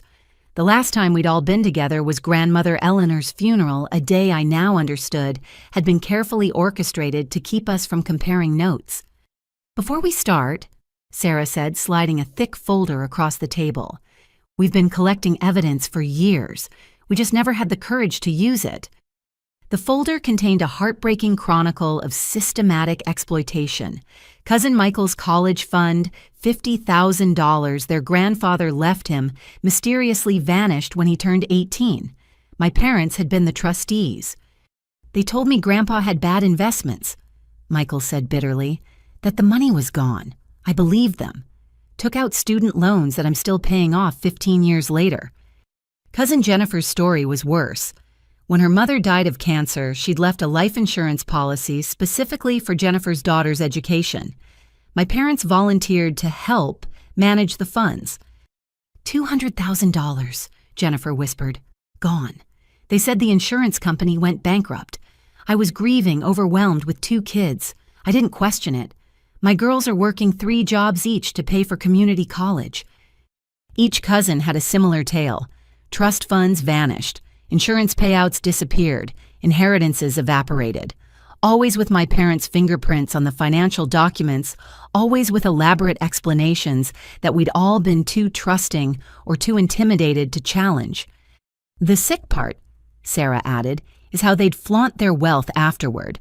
Remember when they took that European cruise right after telling Michael his college fund was gone? Or the kitchen renovation that happened to cost exactly what Jennifer's insurance should have paid? I felt sick. How long have you all known? We started comparing notes about 5 years ago, Sarah explained. Created a private Facebook group to share information. But what could we do? It was our word against theirs, and they always had explanations. Legal-sounding excuses. Plus they were family. Michael finished. You don't take family to court. That's what we were taught, right? Family protects family even when family is robbing you blind. Uncle Robert, my father's younger brother, joined us later carrying his own box of evidence. He looked older than his 60 years worn down by secrets. "I've wanted to tell you this for decades," he began. "Your father destroyed our family business. Our dad left us equal shares in a construction company. Within 2 years of taking control, Robert had embezzled everything. Took out loans against the assets, funneled contracts to shell companies, bled it dry." "Why didn't you press charges?" I asked. "He had dirt on me. Nothing illegal, but an affair that would have destroyed my marriage. He threatened to tell my wife unless I signed away my claims and kept quiet. I chose my family over justice. I've regretted it every day since." He pulled out old financial records contracts, bank statements showing the systematic destruction of a thriving business. The pattern is always the same. He identifies assets, gains control through trust or manipulation, then bleeds them dry while maintaining a legitimate front, like he did with my inheritance. "Exactly. You're not his first victim, Melody. You're just the first one with the courage and resources to fight back." Jennifer's daughter, Emma, now 22, had been quietly documenting everything on her laptop. "I've created a timeline," she said, turning the screen toward me. "Based on everyone's stories, your parents have stolen approximately $3.7 million from family members over 30 years. The number staggered me. That doesn't even include what they took from me. Or what they scammed from non-family," Sarah added. "Remember Aunt Marie's best friend, Dorothy? She invested her retirement savings in one of your father's sure-thing real estate deals, lost everything, died in a state nursing home because she couldn't afford better." The stories kept coming. Each revelation painted a darker picture of the people who'd raised me. They weren't just thieves, they were predators who specifically targeted those who trusted them most. "Why are you all telling me this now?" I asked, overwhelmed by the avalanche of family secrets. "Because you've given us hope," Michael said simply. "When we saw the news, saw them in handcuffs, we realized justice was actually possible. We want to help your case. More importantly, we want our own justice." Uncle Robert had already consulted with lawyers. The statute of limitations has run out on most of our claims, but patterns of behavior matter in criminal cases. Showing 30 years of consistent fraud strengthens the prosecution's argument that this wasn't mismanagement, it was deliberate, calculated theft. "There's something else," Sarah said quietly, "about Nathan. Did you know he's done this before? Before Europe, I mean." I shook my head, bracing for another blow. 5 years ago, he convinced my elderly neighbor to invest in a revolutionary app he was developing. Took her for $80,000. When she realized it was a scam and threatened to call police, your parents paid her back out of their own pocket. Told everyone she was confused, possibly developing dementia. "They covered for him," I said, the pattern becoming clearer. "Enabled him, created the monster he became." "Created and funded," Uncle Robert confirmed. "Every failed scheme, every bad investment, every gambling debt, they cleaned up his messes with stolen money, usually ours." Emma had been researching while we talked. I found 12 business registrations under Nathan's name, all dissolved within months of formation, all with investor lawsuits that mysteriously got settled out of court. Mom and Dad's hush money, I realized, protecting their golden child with other people's futures. The meeting stretched long into the evening as more relatives arrived. Each brought evidence stories, documentation of theft and betrayal spanning decades. By the end, we had enough material to fill several boxes. "What do we do with all this?" Jennifer asked. "We take it to the FBI and district attorney." I said, decision crystallizing. Every document, every story, every pattern of behavior. Let them see the full scope of what my parents have done. "But some of us could face questions too," Michael pointed out. "Why we didn't report it earlier, why we stayed quiet." "Being a victim isn't a crime," Uncle Robert said firmly. "Being manipulated by family isn't illegal. Staying silent out of fear or shame isn't something we'll be prosecuted for. But staying silent now when we could help stop them, that would be complicity." We agreed to meet with prosecutors as a group, Strength in numbers, and more importantly, corroboration that would be impossible to dismiss as one disgruntled relative's vendetta. As we prepared to leave, Sarah pulled me aside. "I'm sorry we didn't protect you. We all knew your parents were toxic, saw how they treated you differently than Nathan. We should have said something sooner." "We were all victims," I replied, surprising myself with the lack of bitterness. They created a family culture of silence and complicity. Breaking that pattern now is what matters. The next morning, Richardson's eyes widened as I wheeled in boxes of new evidence. "This is extensive." 30 years of fraud, I confirmed, documented by 17 different victims, all family members who were too ashamed or scared to speak up before. He spent hours reviewing the material, occasionally whistling low at particularly damaging revelations. "This changes everything. We're not just talking about your inheritance anymore. This establishes a RICO pattern, racketeering, ongoing criminal enterprise. Federal charges on top of state charges." "What does that mean practically?" "It means your parents aren't looking at 20 years anymore. With RICO enhancements and multiple victims, we're talking potential life sentences. And Nathan becomes more than an accomplice. He's part of a criminal organization." Agent Santos arrived that afternoon to review the new evidence. Her excitement was palpable. "This connects dots we've been trying to draw for years. Some of these shell companies your father created. We've seen them in other investigations. He wasn't just stealing from family, he was providing financial services to other criminals. Money laundering. At minimum, possibly tax evasion for hire fraud consultation teaching other criminals how to hide assets. Your father was a one-man finishing school for financial crime." The implications kept expanding.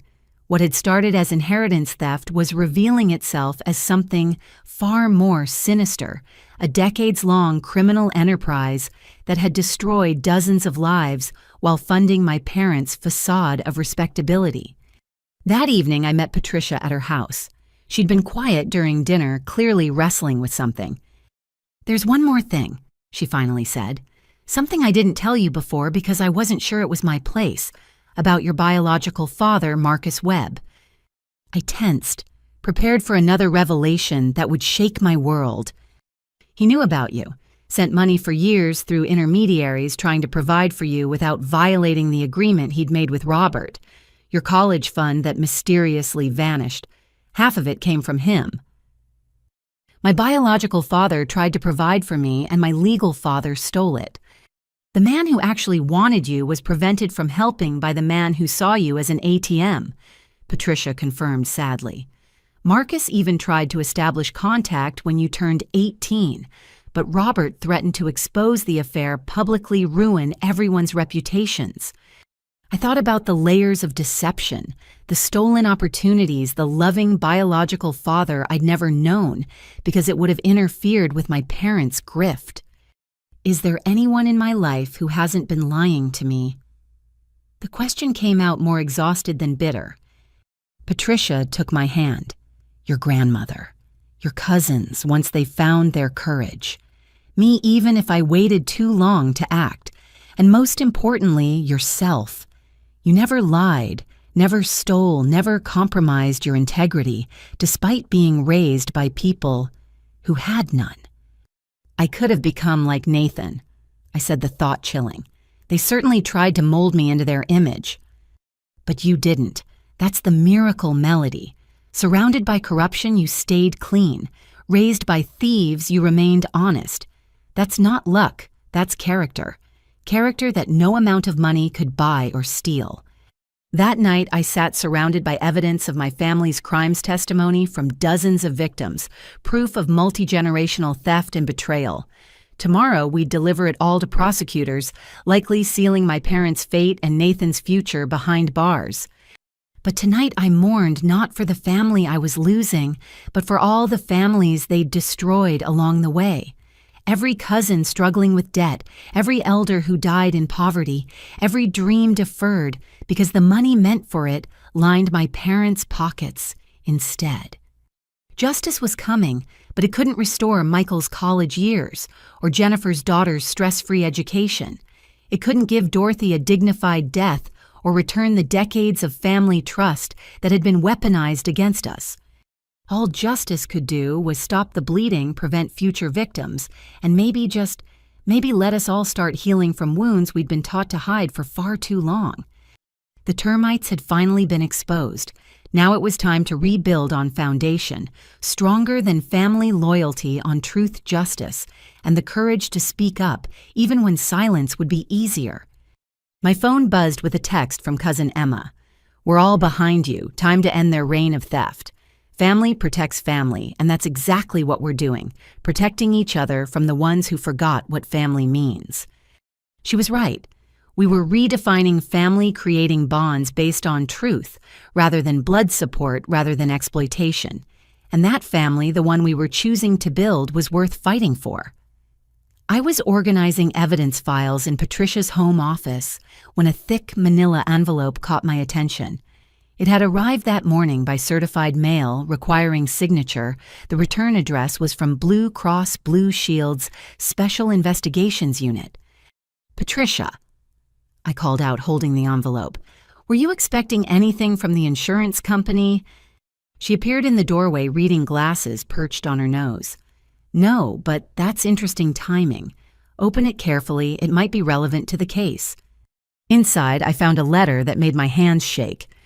"Dear Miss Hartley, our investigation has revealed you have been the victim of extensive healthcare fraud. Multiple claims have been filed in your name for treatments you never received. As the primary victim, you may be eligible for whistleblower compensation under the False Claims Act. Please contact our office immediately to discuss findings that include 47 fraudulent claims totaling $1.4 million, false diagnoses submitted by suspended medical providers, identity theft involving your Social Security number, potential criminal conspiracy involving your listed dependents. Time-sensitive response required within 10 days to preserve your rights." I sank into the nearest chair. "They used my identity for insurance fraud." Patricia read over my shoulder, her expression darkening. "This explains so much. Remember when your mother insisted you stay on their insurance plan even after you got your job? She said it was to save you money. She said family plans were cheaper, that it was foolish to pay for my own when theirs covered everything." The betrayal felt fresh, even after everything else. I was subsidizing their fraud. I called the investigator immediately. Martin Jeffries answered on the second ring, his voice carrying the weariness of someone who'd seen too much healthcare fraud. "Ms. Hartley, thank you for calling. I've been investigating your case for 18 months. Your parents have been running one of the most sophisticated healthcare fraud schemes I've encountered." Sophisticated how? They didn't just file false claims. They created an entire medical history for you, chronic conditions requiring expensive ongoing treatments. Fibromyalgia, chronic fatigue syndrome, severe anxiety disorder, clinical depression. According to our records, you've been receiving treatment 3 times a week for 5 years. I see a doctor maybe once a year for checkups. We know. That's what triggered our investigation. The registered addresses for treatments didn't match your residential history. You were supposedly receiving physical therapy in Arizona, while our employment records showed you working in Virginia. He walked me through the scheme. My parents had partnered with a network of corrupt medical providers, doctors who'd lost legitimate licenses, physical therapists operating from strip malls, even a psychiatrist who'd been dead for 2 years, but whose credentials were still being used to bill insurance. The beauty of their scam, Jeffries explained with grudging professional admiration, was the layering. Small claims, multiple providers, different conditions, nothing that would trigger automatic audits. Death by 1,000 cuts rather than one massive fraud. How much did they steal? From insurance alone, $1.4 million over 5 years. But here's where it gets interesting. They were double and sometimes triple billing.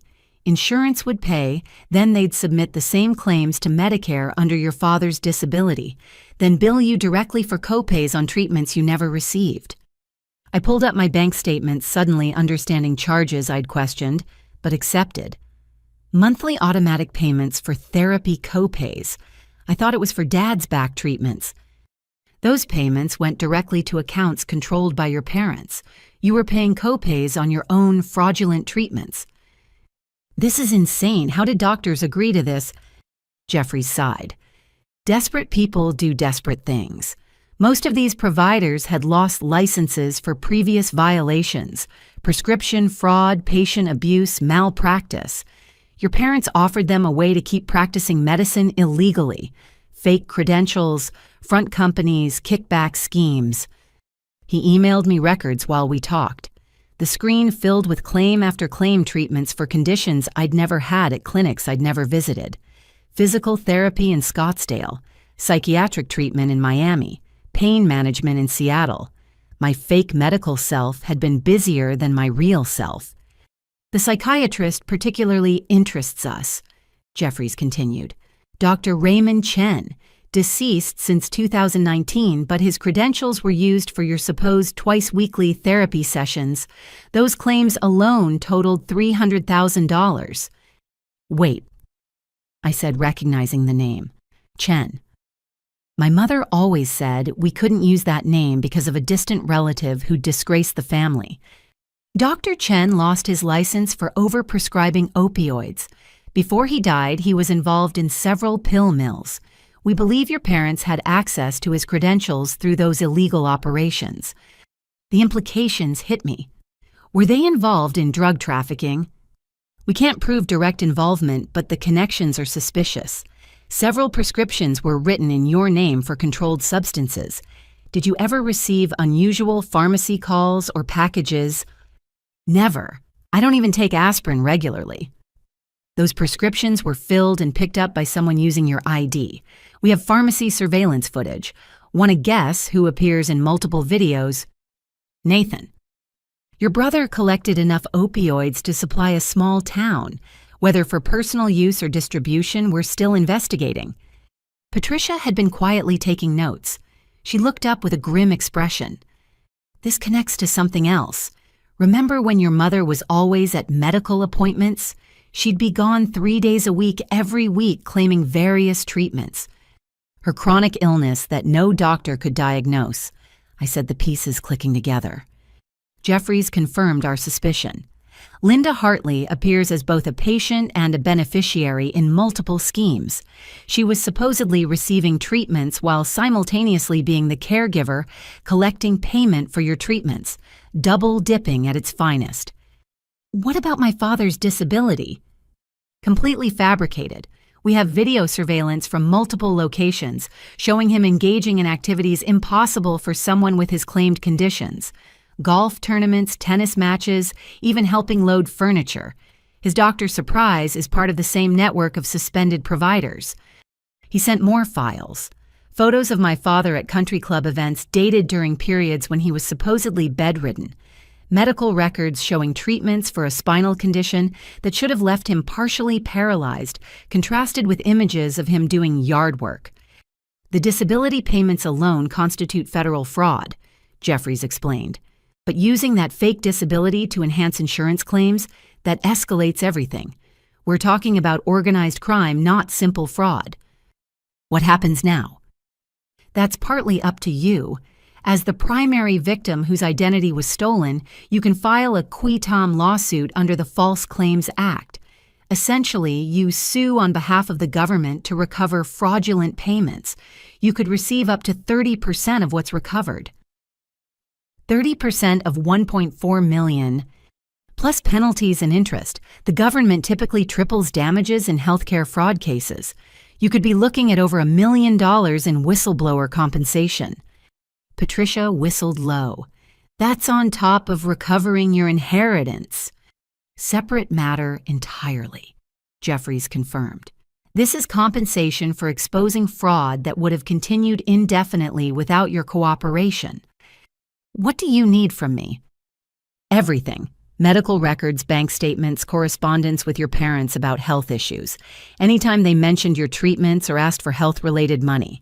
We're building a federal case and you're our star witness. I spent the next 3 hours on the phone with Jeffries and his team providing information and authorizations. Each revelation deepened the picture of systematic fraud that made their inheritance theft look almost amateur by comparison. "One more thing," Jeffries said as we wrapped up. "We've been coordinating with other agencies. Your parents are already facing state charges, but this brings in federal healthcare fraud, mail fraud, wire fraud, and identity theft, each carrying significant prison time." "How significant?" "Healthcare fraud alone can be 20 years per count. They're looking at hundreds of counts. Life in prison isn't hyperbole anymore, it's likely." After hanging up, I sat in stunned silence. Patricia made tea while I processed this new betrayal. They hadn't just stolen my money, they'd stolen my identity, my good health record, my clean insurance history. If I'd ever needed serious medical care, I might have been denied coverage because of their fraudulent claims. "You know what bothers me most?" I said, finally. "The planning this required. They had to consciously decide to commit fraud using their daughter's identity. That's not desperation, that's malice." "Greed," Patricia corrected gently.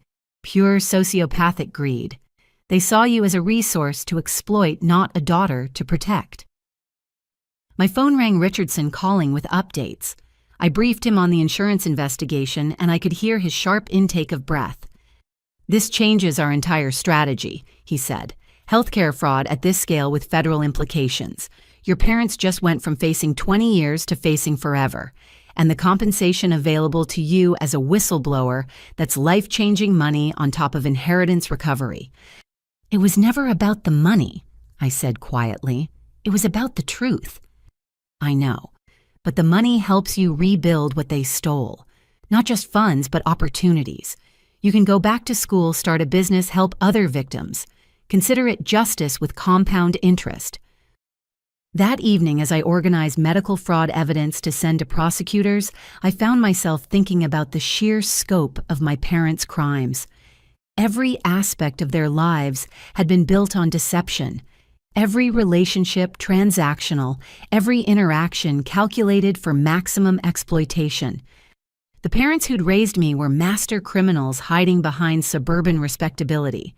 The mother who'd kissed my scraped knees had used my blood type to fake medical conditions. The father who'd taught me to ride a bike had claimed to be wheelchair-bound while cycling regularly himself.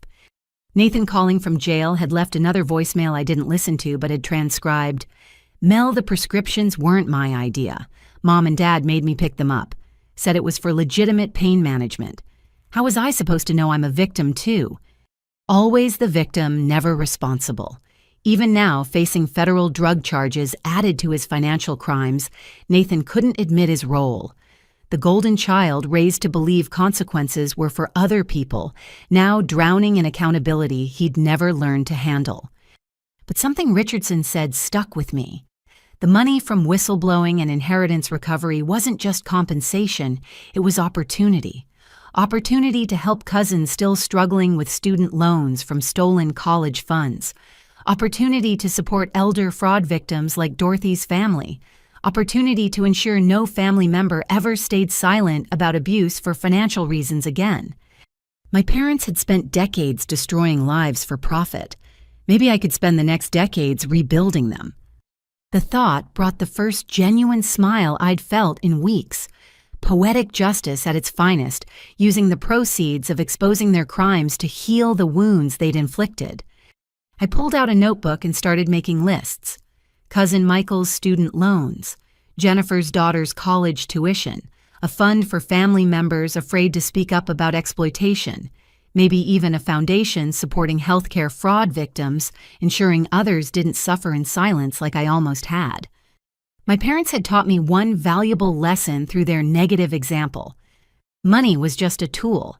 They'd used it for destruction. I'd use it for restoration. The termites had been exposed, the damage cataloged.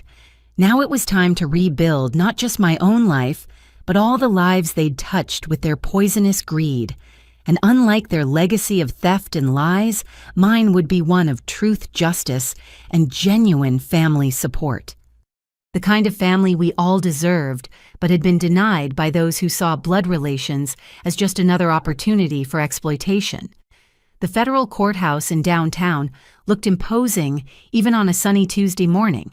I'd been called as a witness for Nathan's bail hearing, though Richardson advised I was under no obligation to help the brother who'd spent years living off my stolen inheritance.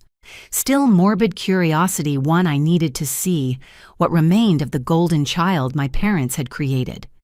Nathan entered in an orange jumpsuit shackled at wrists and ankles, his designer lifestyle replaced by federal detention reality. The man who'd swanned through European capitals on my grandmother's money now shuffled like the common criminal he'd always been. When our eyes met, his expression cycled through shame, anger, and finally settled on his default calculated manipulation. Agent Santos sat beside me in the gallery. He's been trying to make deals since the moment we arrested him, offering information on everyone except himself. Classic narcissist behavior. The prosecutor, a no-nonsense woman named Janet Morrison, laid out the charges: money laundering, wire fraud, identity theft, drug trafficking, conspiracy to commit international financial crimes. Each count carried decades in prison. Your Honor. Nathan's public defender argued, my client is a victim of family manipulation, raised by parents who taught him that crime was simply creative financing. He needs treatment, not incarceration. Morrison's response was swift. The defendant is 32 years old enough to know that creating shell companies to launder money for international criminals is illegal, old enough to understand that collecting prescriptions in his sister's name constitutes identity theft. This isn't youthful ignorance, it's calculated criminality. Then came the surprise witness. A young woman I didn't recognize took the stand, identified as Maria Constance, not Agent Santos's alter ego, but another woman entirely. Nathan's face went pale. State your relationship to the defendant, Morrison instructed. I was his fiancée, until I discovered he'd stolen my identity, maxed out credit cards in my name, and used my grandmother's death certificate to claim life insurance benefits. My stomach turned. Even knowing Nathan's nature, this shocked me. Maria continued, her voice steady despite visible emotion. Nathan told me he was a successful investment banker, said his family owned companies across Europe. I believed him until creditors started calling. $47,000 in debt I never accumulated. When did you discover the fraud? When I was denied a mortgage because my credit was destroyed. Nathan had been living a double life with me in Barcelona, with another woman in Prague, possibly others, each relationship funded by identity theft. The judge reviewed documents Maria had provided, forged signatures, fake companies, listing her as CEO loan applications she'd never seen. The scope of Nathan's personal fraud empire was staggering. There's more, Maria said quietly. I'm 3 months pregnant. When I told Nathan, he tried to convince me to claim the baby wasn't his, said his family situation was too complicated for a child. Now I understand he couldn't risk a DNA test exposing his other families. Other families, the judge leaned forward. Morrison presented evidence that made the courtroom gasp.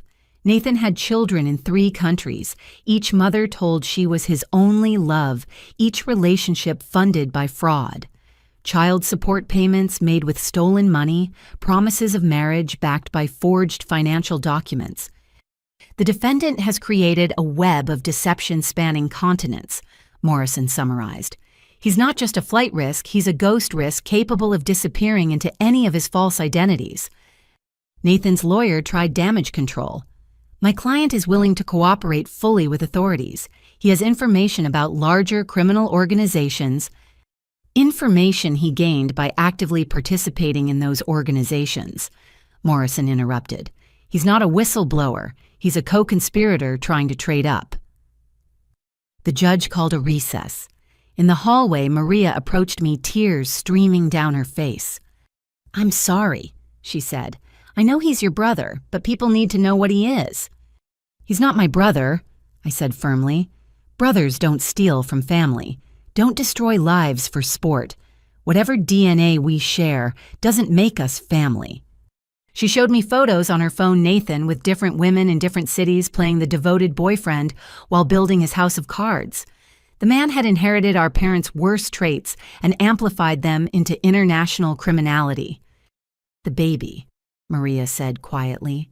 I'm keeping it, despite everything. But I wanted to ask, will you help me understand his family's medical history? For the child's sake. There's a lot of mental illness, I said honestly. Narcissism, sociopathy, complete inability to feel genuine remorse. Your child will need watching for those traits. Agent Santos joined us. Ms. Constance's testimony is crucial, but there's more.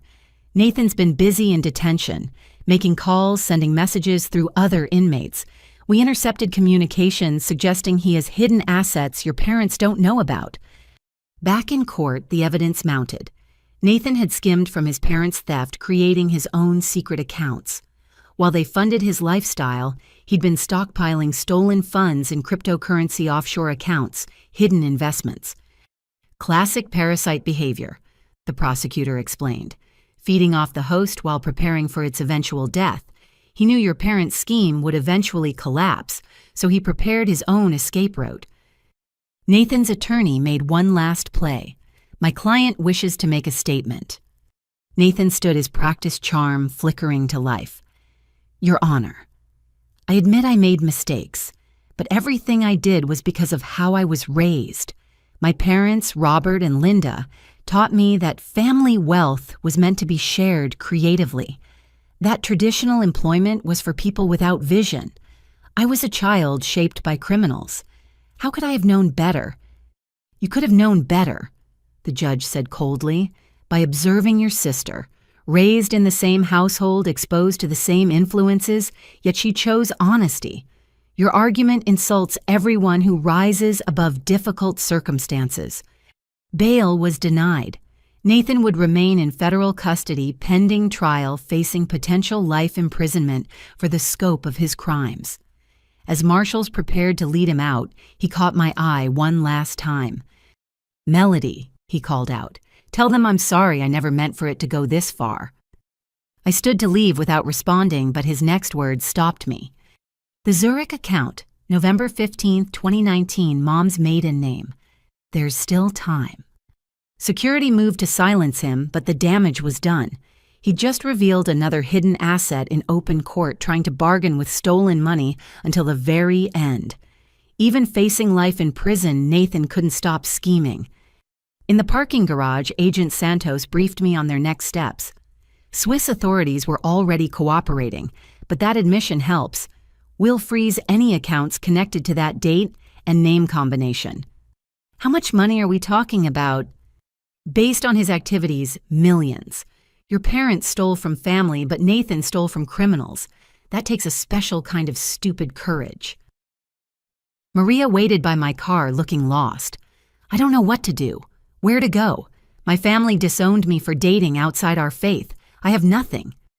I thought about cycles, how abuse created abusers, how victims became victimizers, how family patterns repeated unless someone chose differently. Maria's child would be born into a legacy of crime and deception just as I had been, but it didn't have to define them. There's a guest house on my friend Patricia's property, I heard myself saying. You could stay there until you're settled. The baby deserves a chance at normal, even if their father never had one. Maria's tears started fresh. Why would you help me? I was going to marry the man who stole from you. Because someone has to break the cycle. My grandmother tried with her will. Patricia tried by gathering evidence. Now it's my turn. That baby is my cousin regardless of Nathan's crimes. Family protects family the real way, not the twisted version I was taught. That evening, Patricia welcomed Maria warmly, immediately shifting into caretaker mode. Watching them prepare the guest house, I felt something I hadn't experienced in months, hope for the future, rather than anger at the past. Richardson called with updates. Nathan's admission in court was a gift. Swiss authorities found 4 accounts totaling $8.7 million, all traceable to money laundering operations. He wasn't just a participant, he was management. $8 million stolen on top of what my parents took. Your brother was playing in the major leagues while your parents thought he was in Little League. The full scope of his crimes is still being uncovered. Interpol is now involved. I sat on Patricia's porch that night processing the day's revelations. Nathan hadn't just followed in our parents' footsteps, he'd surpassed them. While they stole from family and insurance companies, he'd graduated to international crime syndicates and identity theft rings. Yet somewhere in Barcelona, Prague, and who knew where else children bore his DNA. Innocent lives who would grow up with the burden of their father's legacy, just as I had. The cycle threatened to continue unless someone intervened. I want to establish trust funds, I told Patricia, for Nathan's children, all of them, however many there are. Education money that can't be touched by anyone but them, administered by trustees who actually have integrity. That's generous considering. It's not generous, it's necessary. Those children didn't choose their father any more than I chose my parents. But maybe with education and opportunity, they can choose differently. Maria joined us on the porch wrapped in a blanket despite the warm evening. I listened to the news coverage. They're calling Nathan a mastermind. That's not who I knew. He was charming, funny, seemingly devoted. How did I miss it? Because he learned from experts, I said. My parents wore masks for 30 years. Nathan just perfected the technique. The man you loved was a character he played scripted for maximum manipulation. Don't blame yourself for believing a performance crafted by professionals. Will it ever stop hurting? Patricia answered before I could. The sharp pain fades. The disappointment lingers but transforms. Eventually, you'll be grateful you discovered the truth before wasting more years on lies. Truth hurts, but it's a clean pain. Deception is a poison that kills slowly. We sat in companionable silence, 3 women brought together by one family's web of lies. Tomorrow would bring more revelations, more legal proceedings, more untangling of Nathan's international deceptions. But tonight we were building something new. Not the family Nathan had collected through fraud and abandonment, but a chosen family based on truth and mutual support. Maria would have her baby here surrounded by people who understood the weight of toxic legacy but refused to let it define the future. Nathan would spend decades in prison, his children would grow up without him, and somewhere my parents would learn their golden child had betrayed them just as they'd betrayed everyone else. The irony wasn't lost on me. They'd created Nathan in their image, and he'd exceeded their wildest expectations. The protege had surpassed the masters, leaving destruction across continents instead of just counties. But every criminal empire eventually falls, and from those ashes, with enough courage and support, something better could grow, something honest, something real, something worth being family for. The text arrived on a Thursday morning, sent from my mother's lawyer's phone. Your parents request a family meeting to discuss resolution. Olive Garden on Maple Street, 2 p.m. Saturday. They promise to apologize and make things right. Please consider attending for closure. Richardson advised against it immediately. It's a trap. They're desperate, and desperate people do dangerous things. But something in me needed to see them one last time, to look them in the eyes knowing everything I now knew, to hear what possible explanation they could offer for decades of theft and betrayal. I'll go, I decided, but not alone, and not without protection. Saturday arrived gray and drizzling, fitting weather for what promised to be a disaster. I entered the restaurant with Patricia beside me and Richardson waiting in his car outside, ready to document anything that happened. Agent Santos had wanted to provide security, but I'd refused. This needed to be family only, or what was left of it. My parents sat in a corner booth, and I almost didn't recognize them. The months since their arrest had aged them dramatically. My father's golf tan had faded to prison pallor, his expensive clothes replaced by an ill-fitting suit that screamed, "Public Defender's Suggestion."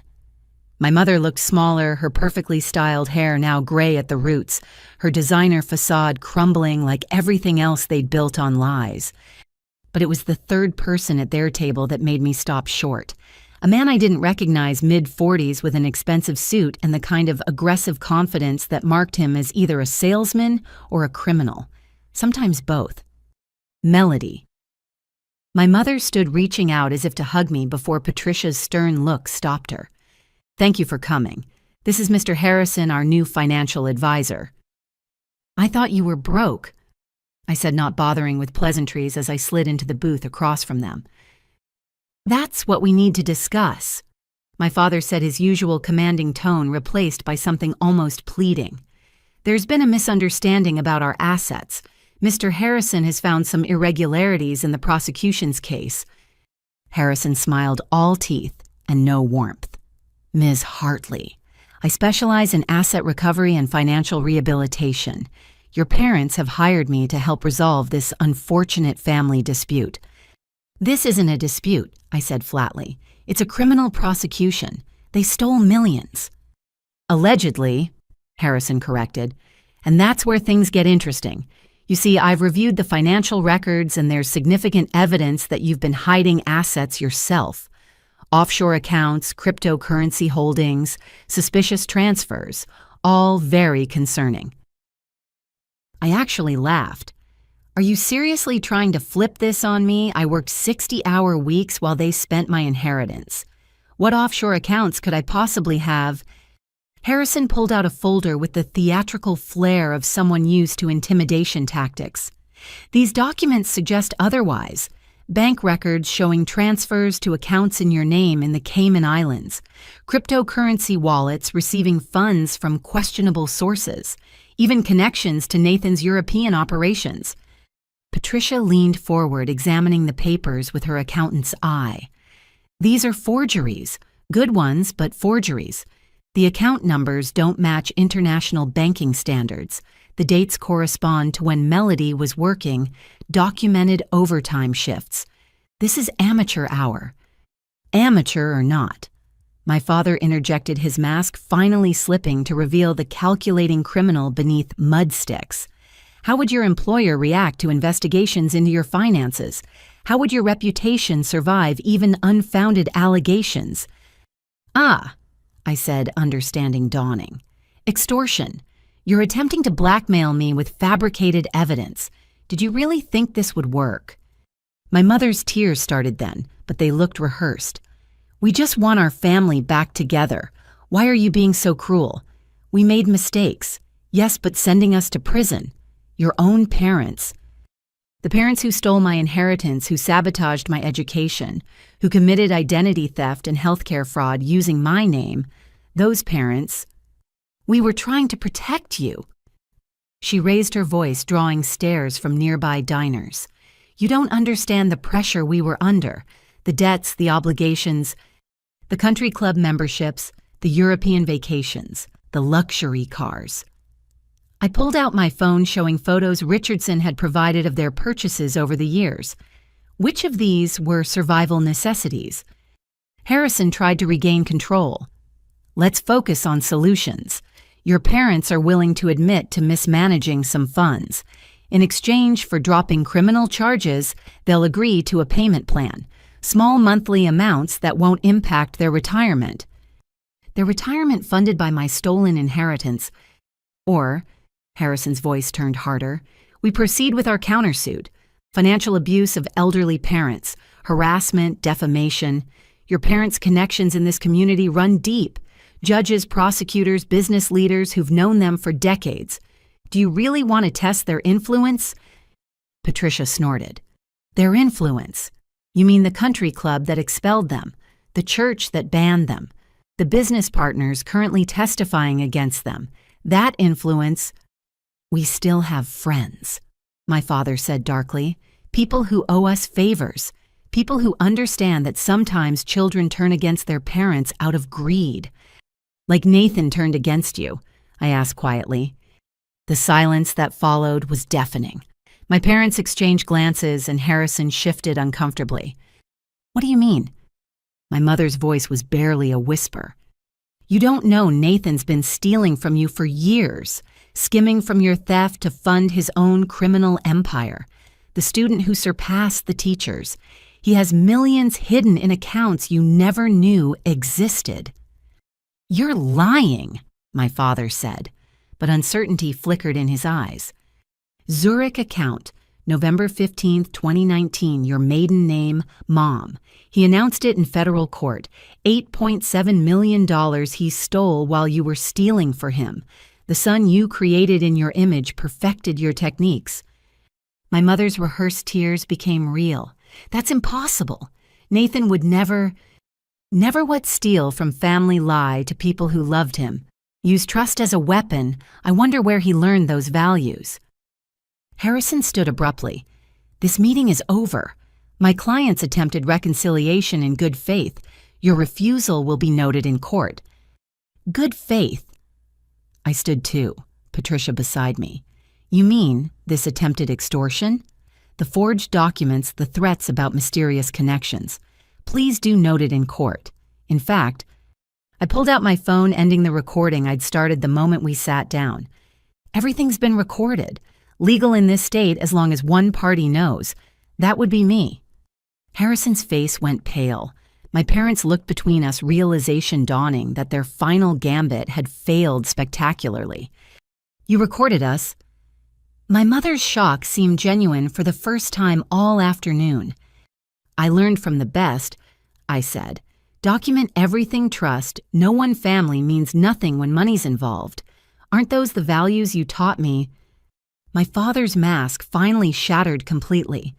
"You sanctimonious little—" He caught himself aware of other diners and the recording. "We gave you everything. Fed you, clothed you, put a roof over your head. With my grandmother's money.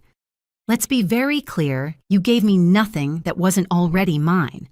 You stole my inheritance and used a fraction of it to meet your legal obligations as parents. That's not generosity. That's embezzlement with extra steps." "Mr. Harrison," Patricia addressed the lawyer, "I assume you have a license you'd like to keep. Participating in extortion and fraud would endanger that. You might want to reconsider your client list." Harrison grabbed his briefcase and fled without another word, leaving my parents alone in their corner booth, looking smaller and older than I'd ever seen them. "Is it true," my mother asked quietly, "about Nathan, the millions?" "Every word. While you thought you were controlling him with money, he was building his own criminal network. The protege surpassed you in every way. International crime instead of local. Millions instead of thousands. He even stole from the criminals he worked with, something you were never brave or stupid enough to attempt." "We need that money," my father said desperately. "For lawyers, for survival. You have to help us recover it." The audacity stunned even me. Help you. Help you recover money that Nathan stole from his criminal enterprises, funded by money you stole from me. "You're still our daughter," my mother pleaded. "That has to mean something." "It does mean something.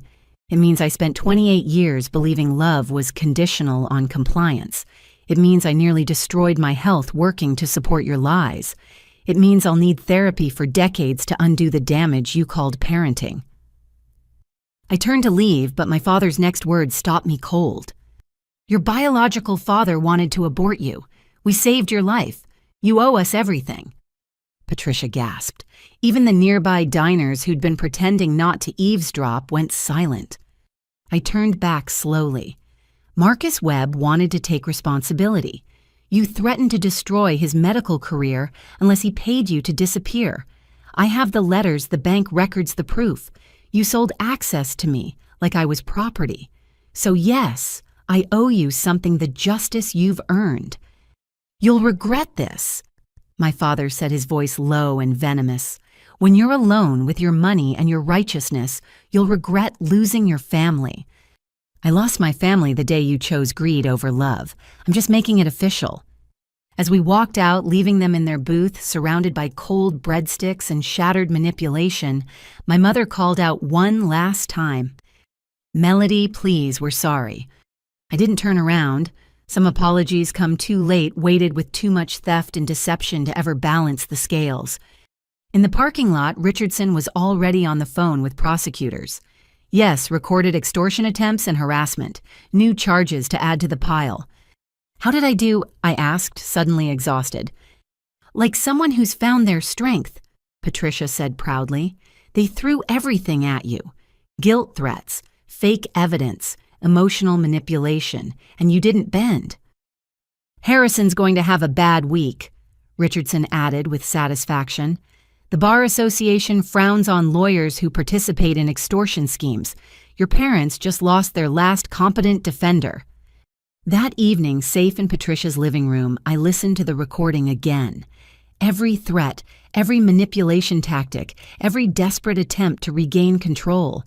It was like listening to strangers. These couldn't be the people who'd raised me, who'd attended my school plays and birthday parties. But of course they were. They'd always been these people. I'd just been too young, too trusting, too desperate for their love to see it. Maria joined us, her pregnancy now showing. I heard about the meeting. Are you okay? I'm free, I said, surprised to find it was true. For the first time in my life, I'm completely free of them. What happens now? Richardson had the timeline memorized. Arraignment next week for the new charges. Trial in 4 months for the main fraud case. With today's evidence, we're looking at additional counts of conspiracy extortion and witness intimidation. Your parents just added years to their eventual sentences. And Nathan, still trying to make deals from federal detention, offering information on everyone except himself. The prosecutors aren't buying what he's selling anymore. I thought about the family meeting disaster, how it had revealed the final truth. They weren't capable of remorse, only regret at being caught. Every apology came with conditions, every admission with deflection. But their biggest miscalculation was thinking I was still the compliant daughter who'd handed over her paycheck without question. That girl had died the day I discovered the inheritance theft. In her place stood someone forged by truth and strengthened by justice. My phone buzzed with a text from an unknown number, probably another flying monkey sent by my parents to guilt or threaten me. But when I opened it, I found something unexpected. Ms. Hartley, my name is Jennifer Walsh. I'm Nathan's daughter from Dublin. I'm 17 and just learned who my father really is. Could we talk? I need to know if I'm destined to become like him. Another victim of my family's poison reaching out for hope. Another chance to break the cycle. I showed the message to Patricia and Maria. Looks like we might need a bigger guest house. Or a better family, Maria suggested. The kind that helps instead of hurts. I typed my response to Jennifer. You're not destined to become anyone but yourself. And yes, we should talk.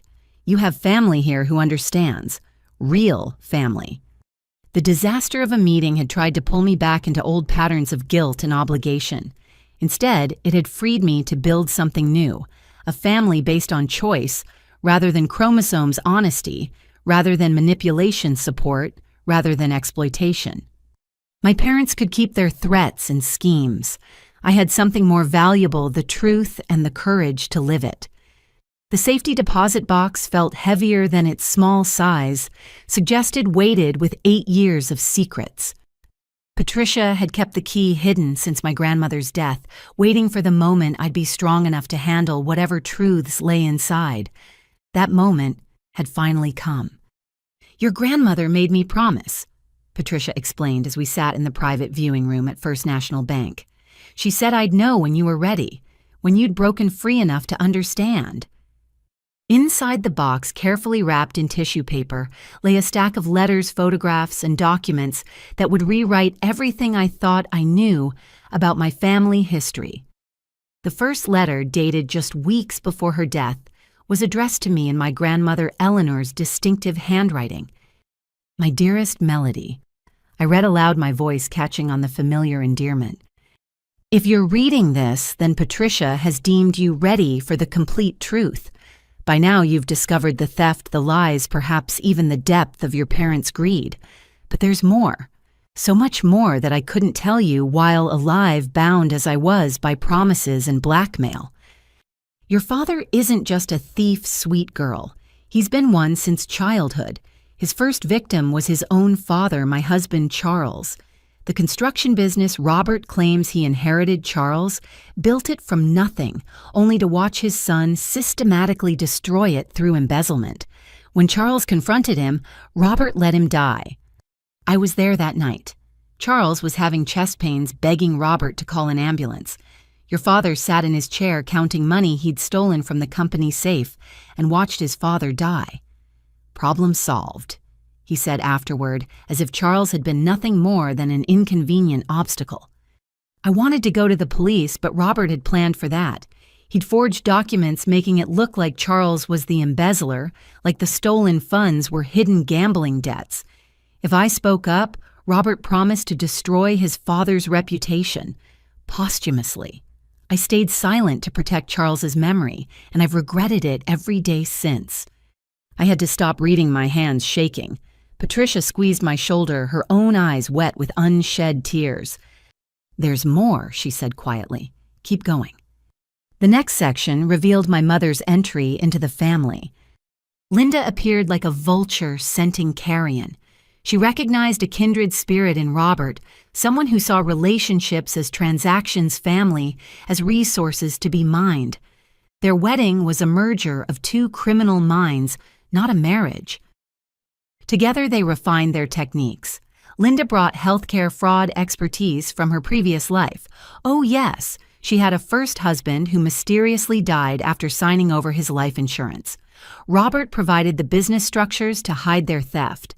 They were perfect for each other in the worst possible way. When you were born, I hoped parenthood might change them. I watched for signs of genuine love, of protective instinct, of anything resembling normal parental bonds. Instead, I saw calculation. You were an investment to them, future caregiver, eventual income source, living organ bank if needed. The way they looked at you chilled me to my bones. Photographs spilled out as I reached for the next letter. Images I'd never seen my grandfather Charles, vibrant and healthy, just days before his death. My parents' wedding, where even then their smiles looked like predators who'd successfully cornered prey. But one photo stopped me cold. My grandmother holding an infant me with a man I didn't recognize standing beside her. Tall, distinguished, with kind eyes that looked familiar somehow. That's Marcus Webb, Patricia said softly. Your biological father. He came to see you exactly once when you were 3 weeks old. Your grandmother arranged it secretly. The next letter explained. Marcus loved you, Melody. Despite what Robert told you, despite the lies about him wanting you terminated, Marcus fought for you. He offered to marry Linda, to raise you properly, to give you the life you deserved. But Linda had already set her sights on Robert's inheritance potential. She used her pregnancy to force a payoff, then married Robert for his access to family money. Marcus sent money for 18 years through intermediaries I helped arrange. Every birthday, every Christmas checks would arrive that I'd deposit into a hidden account for your future. Robert discovered it when you turned 18 and stole every penny. $400,000 your biological father had saved for you gone. I confronted Robert, threatened to expose everything. That's when he played his final card. He had photos of Patricia's son, your cousin Daniel, in a compromising situation. Nothing illegal, but enough to destroy Daniel's military career if released. He'd been collecting blackmail material on the entire family for years, preparing for eventual rebellion. Patricia wiped her eyes. Daniel. He died in Afghanistan 2 years later. Never knew his career was saved by Eleanor's silence. More documents emerged, bank records showing the systematic theft, medical files revealing my parents had been testing my tissue compatibility with theirs since childhood, even a private investigator's report tracking their various schemes across state lines. But here's what they never found. The letter continued. The real inheritance. Not just money, though there's plenty hidden where Robert's greed can't reach. The real inheritance is knowledge and the power it brings. Attached are affidavits from witnesses to Robert's crimes, spanning 40 years, signed statements about Charles's death, Linda's first husband's suspicious demise, financial fraud dating to Robert's teenage years. I've spent my final years building an airtight case, waiting for someone strong enough to use it. That someone is you, Melody. You have your biological father's integrity and your grandfather Charles's strength. You have something Robert and Linda never possessed: a conscience. Use these documents to stop them permanently, not for revenge, but for justice, for all their victims who can't speak for themselves. The second trust Patricia mentioned, it's not just money, it's a foundation. The Eleanor Sanders Foundation for Fraud Victims, fully funded, legally established, waiting for someone with the courage to activate it and help others escape what you've endured. Your parents will paint me as bitter, senile, vindictive. Let them. The evidence speaks louder than their lies ever could. I'm gone now, beyond their reach, finally free to tell the truth through you. I love you, my darling girl. I'm sorry I couldn't protect you better in life, but perhaps these tools will help you protect yourself and others in death. All my love, Grandma Eleanor. The silence in the room felt sacred. I spread the evidence across the table. Photos, affidavits, reports, medical records, financial documents. 40 years of crimes meticulously documented by a woman who'd been forced to watch evil flourish in her own family. The medical compatibility testing, I said, voice hollow. They were preparing to harvest my organs if needed. Patricia nodded grimly. Your blood type matches both of theirs perfectly. Bone marrow, kidney, liver, you were their insurance policy. Eleanor found the medical orders in Robert's files. And my grandfather's death.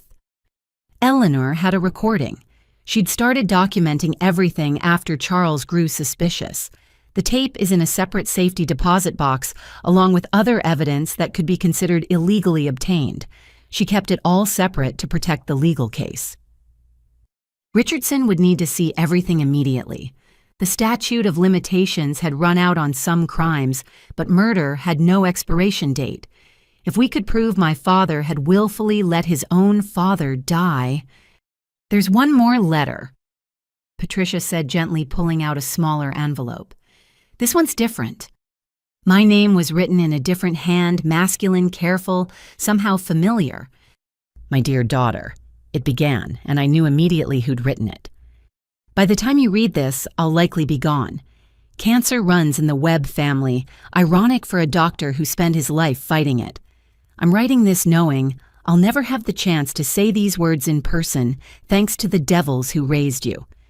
I want you to know that not a day passed without thoughts of you. I have a box of unsent letters, birthday cards never mailed, graduation congratulations never delivered. Your mother, Linda, made it clear that any contact would result in your destruction. She convinced me that staying away was the only way to protect you. I was a coward. I let money substitute for presence checks, replace hugs, financial support stand in for the father you deserved. I told myself it was noble sacrifice, but really I was afraid. Afraid of Robert's threats, afraid of Linda's vindictiveness, afraid of disrupting whatever happiness you might have found. Eleanor sent me photos when she could. I watched you grow from afar, saw you graduate high school with honors despite their sabotage, saw you working yourself to exhaustion to support their greed, saw you becoming the remarkable woman I always knew you'd be. The truth about your conception isn't pretty. Linda targeted me specifically, wealthy doctor, married but vulnerable, foolish enough to believe her lies about leaving an abusive relationship. When she revealed her pregnancy, I offered everything. Divorce. My wife, marry her, raise you properly. She laughed and named her price. $1 million to disappear, or she'd claim assault, destroy my career, ensure I never practiced medicine again. I paid. God help me, I paid to lose you. Then watched her marry Robert 6 months later and claim you were premature. Watched them raise you on stolen money while painting me as the villain who wanted you gone. Your grandmother, Eleanor, was my only connection to you. She shared what she could told me about your kindness, your intelligence, your unbreakable spirit despite their worst efforts. When she told me about their theft, their plans for you, I wanted to intervene. But I was already dying, and what could a ghost offer against living monsters? So I offer this instead, the truth. You were conceived in deception, but you were loved from the first moment I knew of you. Every choice I made, wrong as they were, came from love and the desperate desire to protect you from the people I'd inadvertently delivered you to. Don't let their poison define you. You are not their lies or my cowardice. You are your own person with your own worth that no amount of money can measure. The inheritance I left through Eleanor is just money. The real gift is your freedom from their influence. Live well, my daughter. Love freely. Trust carefully but completely when you find those worthy of it. Build the family you deserved but never had. And know that somewhere beyond this life, a flawed man who failed as your father loves you still. Forever your devoted Marcus Webb. I sat in that bank room surrounded by evidence of multi-generational crime, holding a letter from the father I'd never known, and felt something fundamental shift inside me. The last piece of the puzzle had fallen into place, revealing a picture more horrible and more hopeful than I'd imagined. He loved me, I whispered, clutching the letter.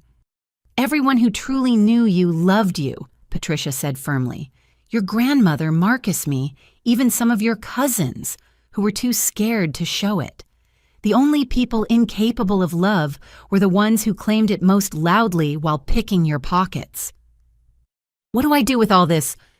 What Eleanor knew you would. What Marcus hoped you might. You use it to end their reign of terror permanently. Then you build something better on the ashes. That evening, Richardson's entire legal team assembled to review the new evidence. The excitement in the room was palpable, as lawyers who'd thought they had an airtight case realized they now had something unprecedented. Murder charges for Charles's death.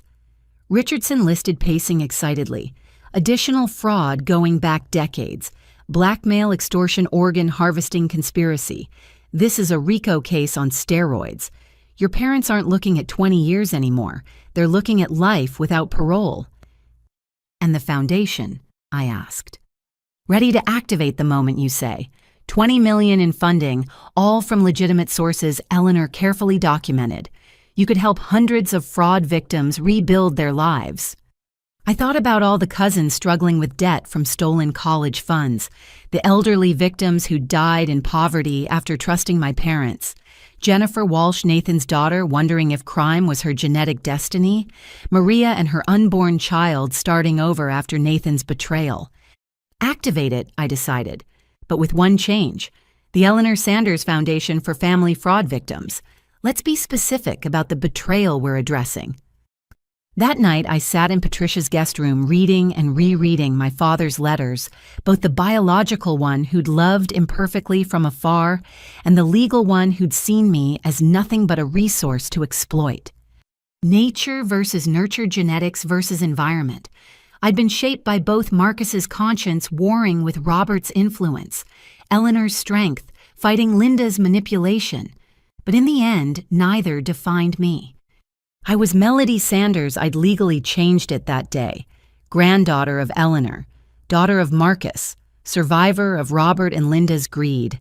I was building a foundation on the wreckage of family crime, turning blood money into hope for other victims. My phone buzzed with a message from Jennifer Walsh. Landed in Boston. Thank you for the plane ticket. Thank you for believing I can be different. Thank you for showing me family can mean something other than exploitation. Another broken bird finding her way to our makeshift nest, another chance to redefine what family meant. I pulled out my laptop and began typing the press release that would accompany the new evidence filing. The world needed to know the full scope of Robert and Linda's crimes. More importantly, their victims needed to know justice was finally coming. Local family's 40-year crime spree, exposed by granddaughter's courage. I typed, then deleted it. Too sensational. Foundation established to help family fraud victims rebuild. I tried again, better, focused on healing rather than harm. As I wrote, I felt my grandmother's presence not ghostly or mystical, just the weight of her love and planning finally bearing fruit. She'd played the long game gathering evidence for decades, waiting for the moment her granddaughter would be strong enough to use it. That moment had come. The final secrets were revealed. The last of their power over me had crumbled with the truth.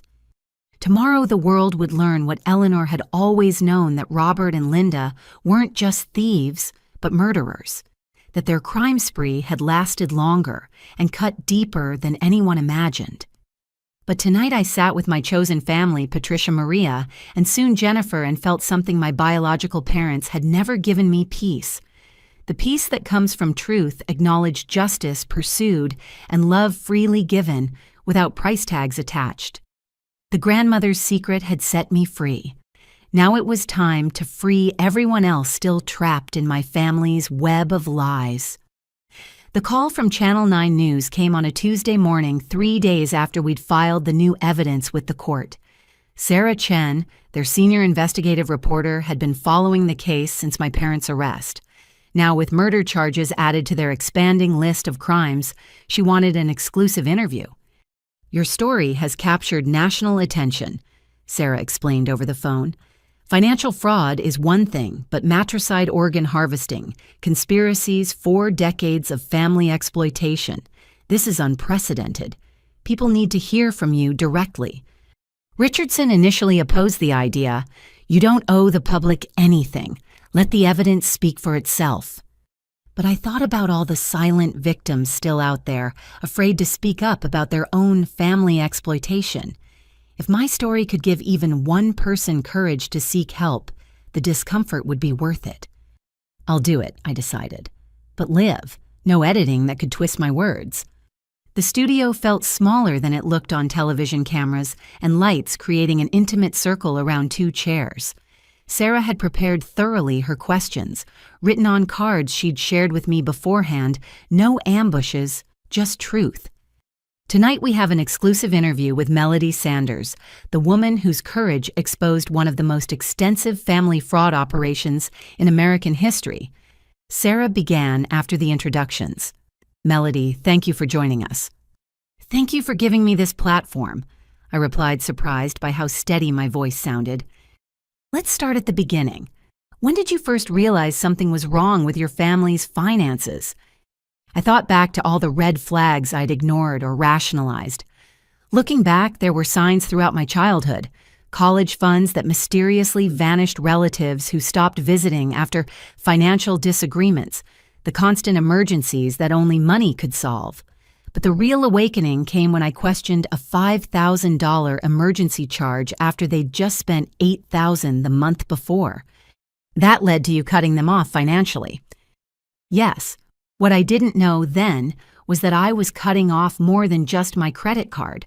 I was severing their access to millions in stolen inheritance, fraudulent insurance claims, and money they'd taken from dozens of family members over 4 decades. Sarah leaned forward. "The murder charge has shocked everyone. Can you tell us about your grandfather?" I'd prepared for this question, but it still hurt to answer. Charles Sanders built a successful construction company from nothing. According to the evidence my grandmother secretly compiled, my father systemically embezzled from that company while Charles was alive. When my grandfather confronted him, my father watched him have a heart attack and refused to call for help. He let his own father die to avoid exposure. Your grandmother knew this. She witnessed it. But my father had already prepared blackmail material on other family members. She stayed silent to protect them while secretly documenting everything. It took 8 years after her death for the truth to come out. Through you. Through me, with help from my Aunt Patricia, and eventually dozens of other family victims who found their courage when they saw my parents in handcuffs. Sarah pulled up a graphic showing the scope of the crimes.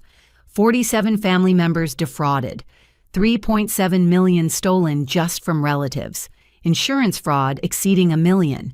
Can you help our viewers understand how they got away with it for so long? They weaponized family loyalty, I explained. In our family, you didn't take relatives to court. You didn't air dirty laundry. You protected the family name even when family was destroying you. They counted on shame and silence to protect their crimes. What about Nathan, your adopted brother? Nathan learned from the masters and exceeded them. While my parents stole locally, he went international. While they targeted family, he targeted everyone. He's currently facing life in prison for money laundering, identity theft, and connections to human trafficking organizations. There have been accusations that you're being vindictive, that this is about inheritance rather than justice. How do you respond? I'd expected this. My parents had been spreading their narrative through whatever channels remained available to them. I discovered recently that my grandmother left me a separate trust my parents never found. I'm already wealthy, independent of recovering what they stole. This isn't about money, it's about stopping predators who happen to share my DNA. Speaking of DNA, the revelation about your biological father has added another layer to this story. Marcus Webb was a good man who made one mistake trusting my mother. She targeted him specifically for his wealth, then extorted him when she became pregnant.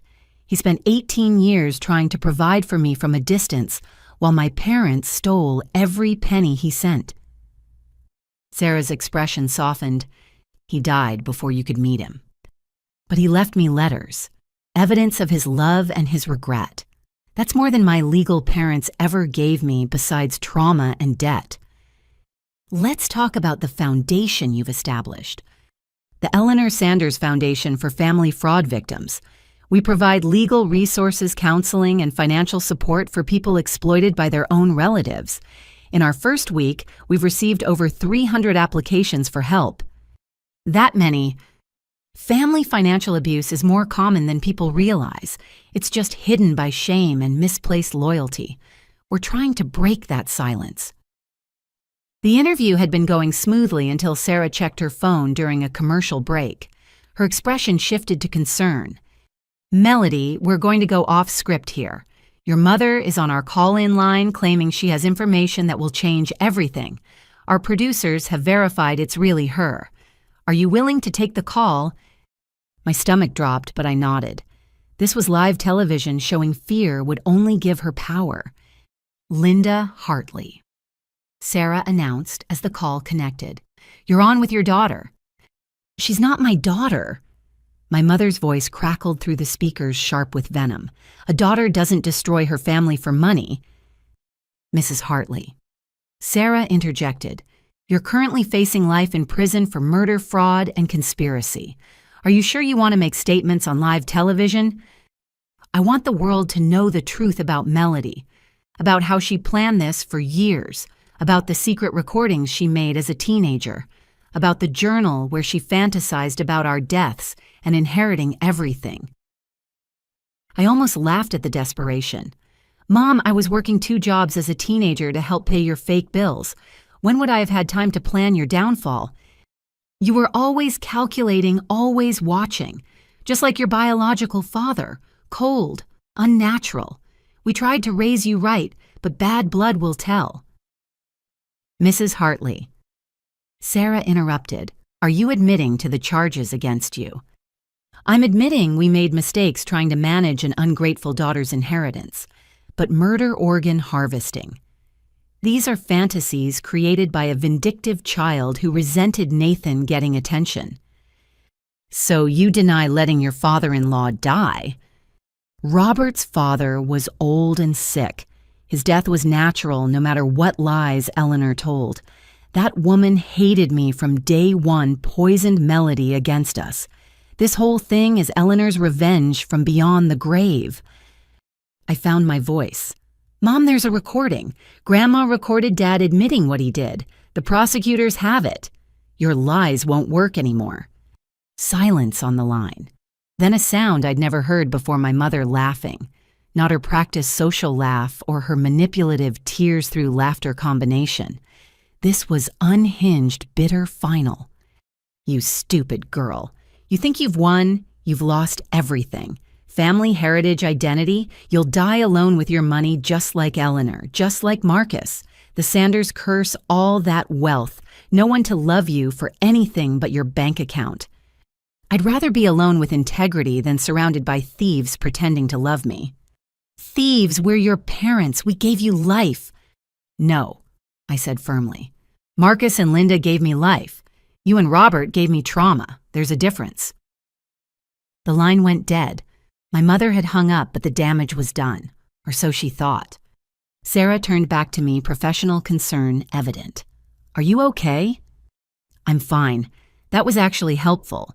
She just admitted on live television to mismanaging my inheritance. Her lawyer is probably having a heart attack right now." "One final question," Sarah said as our time wound down. "What would you say to other people trapped in similar situations with their families?" I looked directly into the camera, thinking of all the silent victims watching. Document everything. Find allies. There are always other family members who know the truth but are too scared to speak. Don't let misplaced loyalty keep you funding someone else's crimes. And remember, DNA doesn't make family. Love, respect, and honesty make family. If your relatives don't provide those, they're just genetic strangers who happen to know your childhood nicknames. Melody Sanders, thank you for your courage in sharing this story. As the cameras shut off and studio lights dimmed, Sarah shook my hand warmly. That was powerful.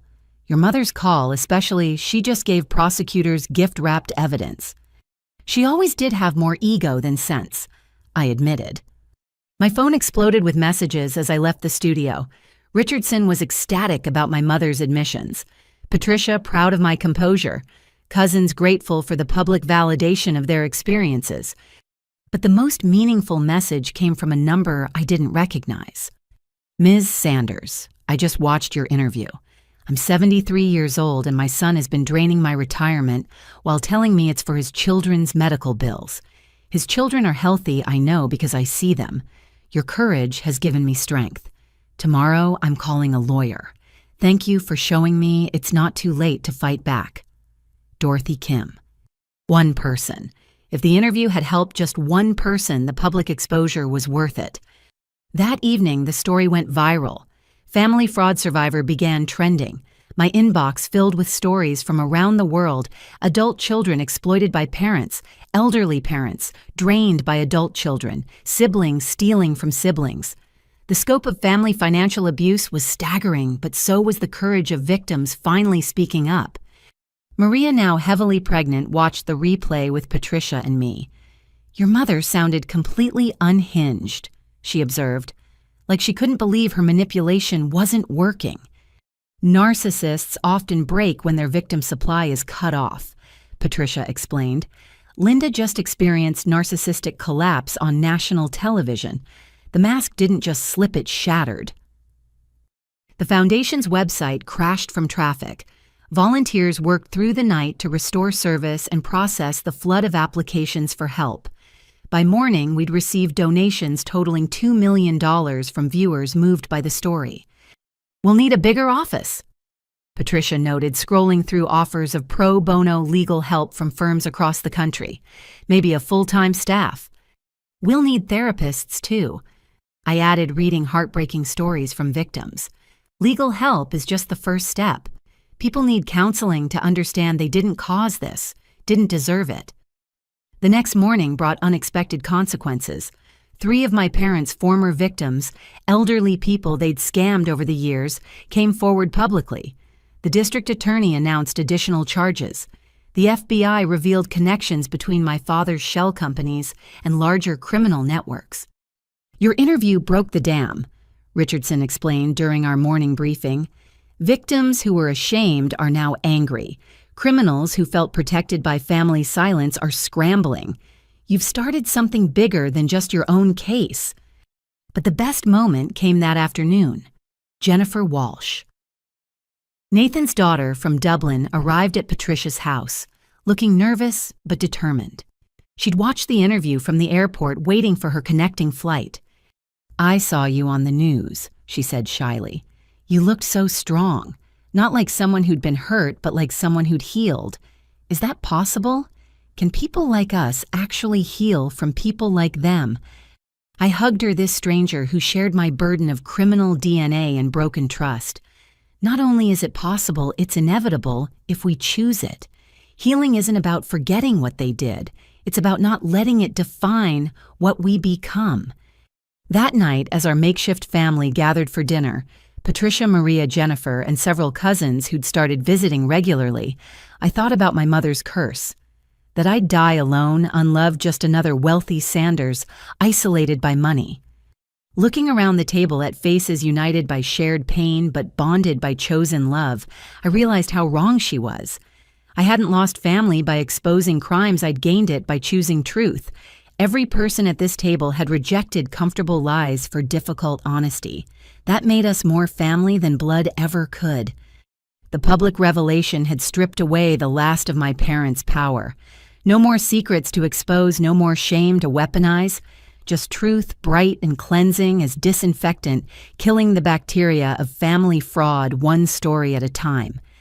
My phone buzzed with another message from a viewer ready to confront their own family exploitation. Another crack in the wall of silence that protected predators with shared DNA. The revolution hadn't started with handcuffs or legal documents. It had started with a single word, no. No more money, no more enabling, no more silence.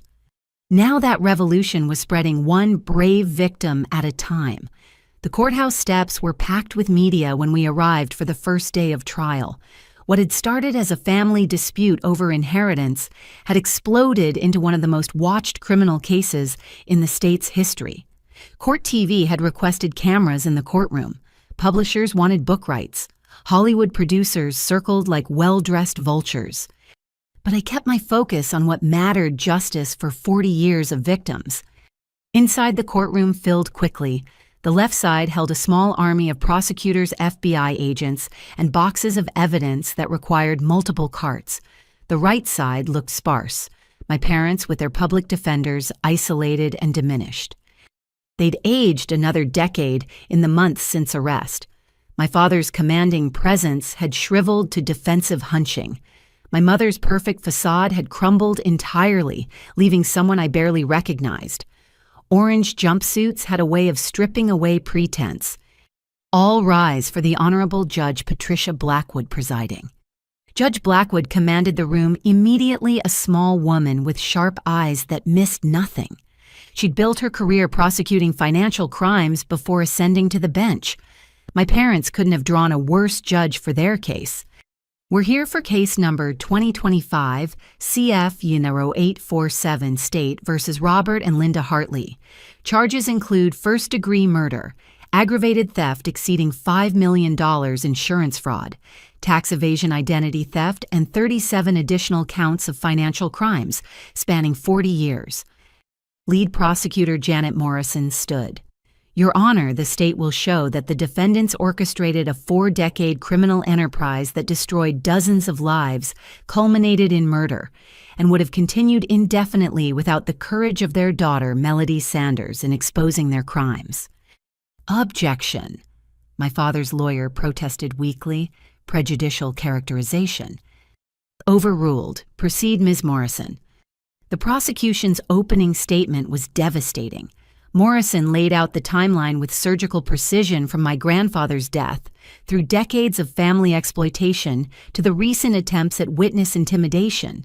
She painted my parents as calculating predators who viewed even their own child as a resource to exploit.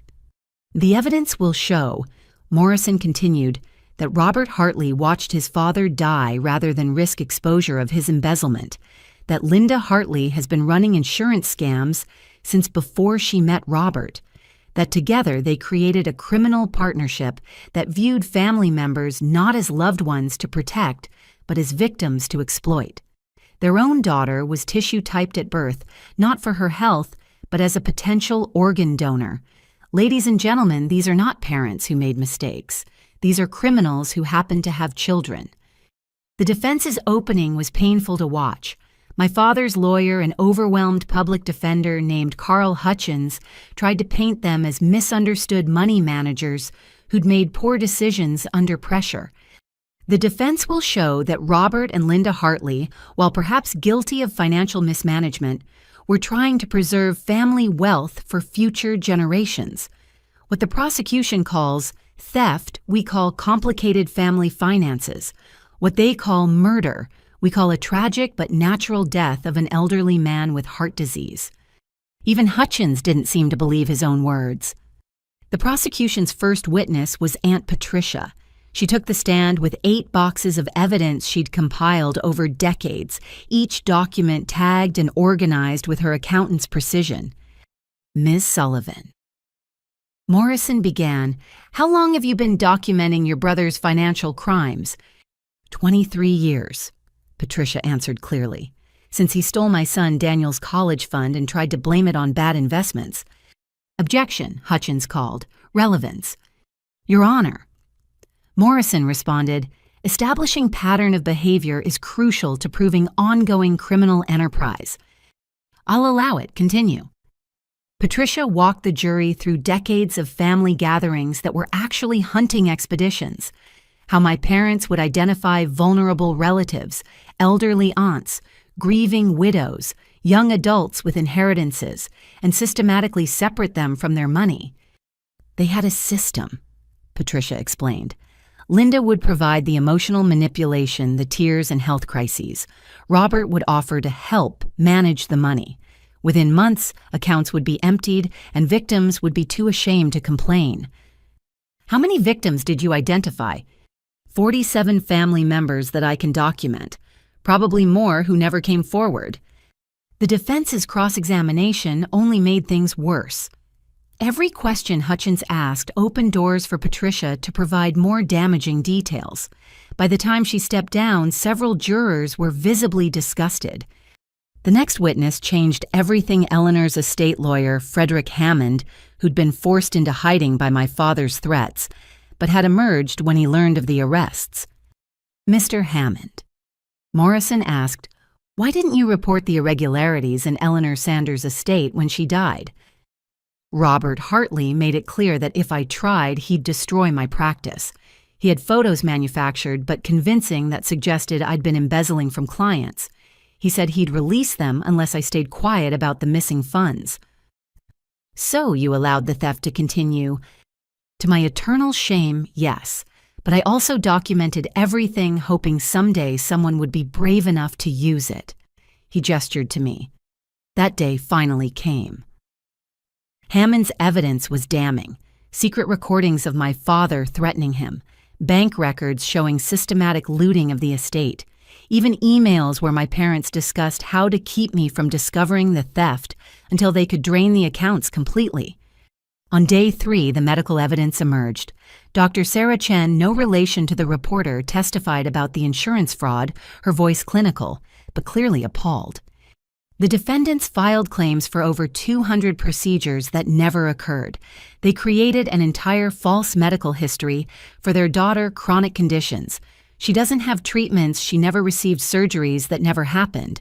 They even claimed she'd had a kidney removed and sold the supposed medical debt to collection agencies. "I still have both kidneys," I muttered to Richardson, who squeezed my hand. "The most disturbing part," Dr. Chen continued, "was the tissue typing. Medical records show Melody was tested for organ compatibility with both parents at age 3, 7, 12, and 16. No medical reason existed for these tests. The only logical conclusion is they were assessing her value as a potential donor." My mother broke her courtroom silence, then sobbing loudly. "We just wanted to be prepared in case of emergency." Judge Blackwood's gavel cracked. "The defendant will remain silent unless testifying." The prosecution saved their most powerful evidence for day 4, the recording of my grandfather's death. Eleanor had hidden it in a separate safety deposit box with instructions for it to be released only if criminal charges were filed. The courtroom fell silent as we heard Charles Sanders' voice, weak but clear. "Robert, please. Call 911. My chest. I can't breathe." Then my father's voice, cold and calculating. "You should have minded your own business, old man. A few more minutes and your interference ends permanently." "You're killing me." "No, your heart is killing you. I'm just choosing not to interfere with nature. Big difference, legally speaking." The recording continued for 12 agonizing minutes. Charles begging. Robert counting money from the safe he'd just emptied. The old man's breathing becoming more labored. Then silence. "Finally," my father's voice concluded. "Now to call the ambulance and play the grieving son." Several jurors were crying. One had to be excused to compose herself. My mother stared at my father like she was seeing him for the first time. The defense barely tried to cross-examine the authenticity of the recording. What could they say? The voice analysis had confirmed it was Robert. The timeline matched perfectly with the reported death. The safe mentioned had been found empty despite Charles's meticulous records, showing it should have contained $100,000. On day 5, I took the stand. Morrison had prepared me well, but facing my parents while testifying felt like walking through emotional quicksand. "Ms. Sanders, tell us about the night you discovered your inheritance had been stolen." I walked the jury through that horrible evening at Patricia's house, the dawning realization that my entire life had been built on lies, the discovery that my exhaustion, my poverty, my missed opportunities all had been orchestrated by the people who claimed to love me most. How did that make you feel? Like I'd been hollowed out. Everything I thought I knew about myself, my family, my failures, all of it was fabrication. They didn't just steal money. They stole my identity, my education, my future, and tried to convince me it was my fault for not being good enough. Yet you survived, thrived even. How I had examples of real love. My grandmother, who protected me even from beyond death. My Aunt Patricia, who risked everything to gather evidence. My biological father, who sent support even though he couldn't send himself. I learned that DNA doesn't make someone family. Choice does.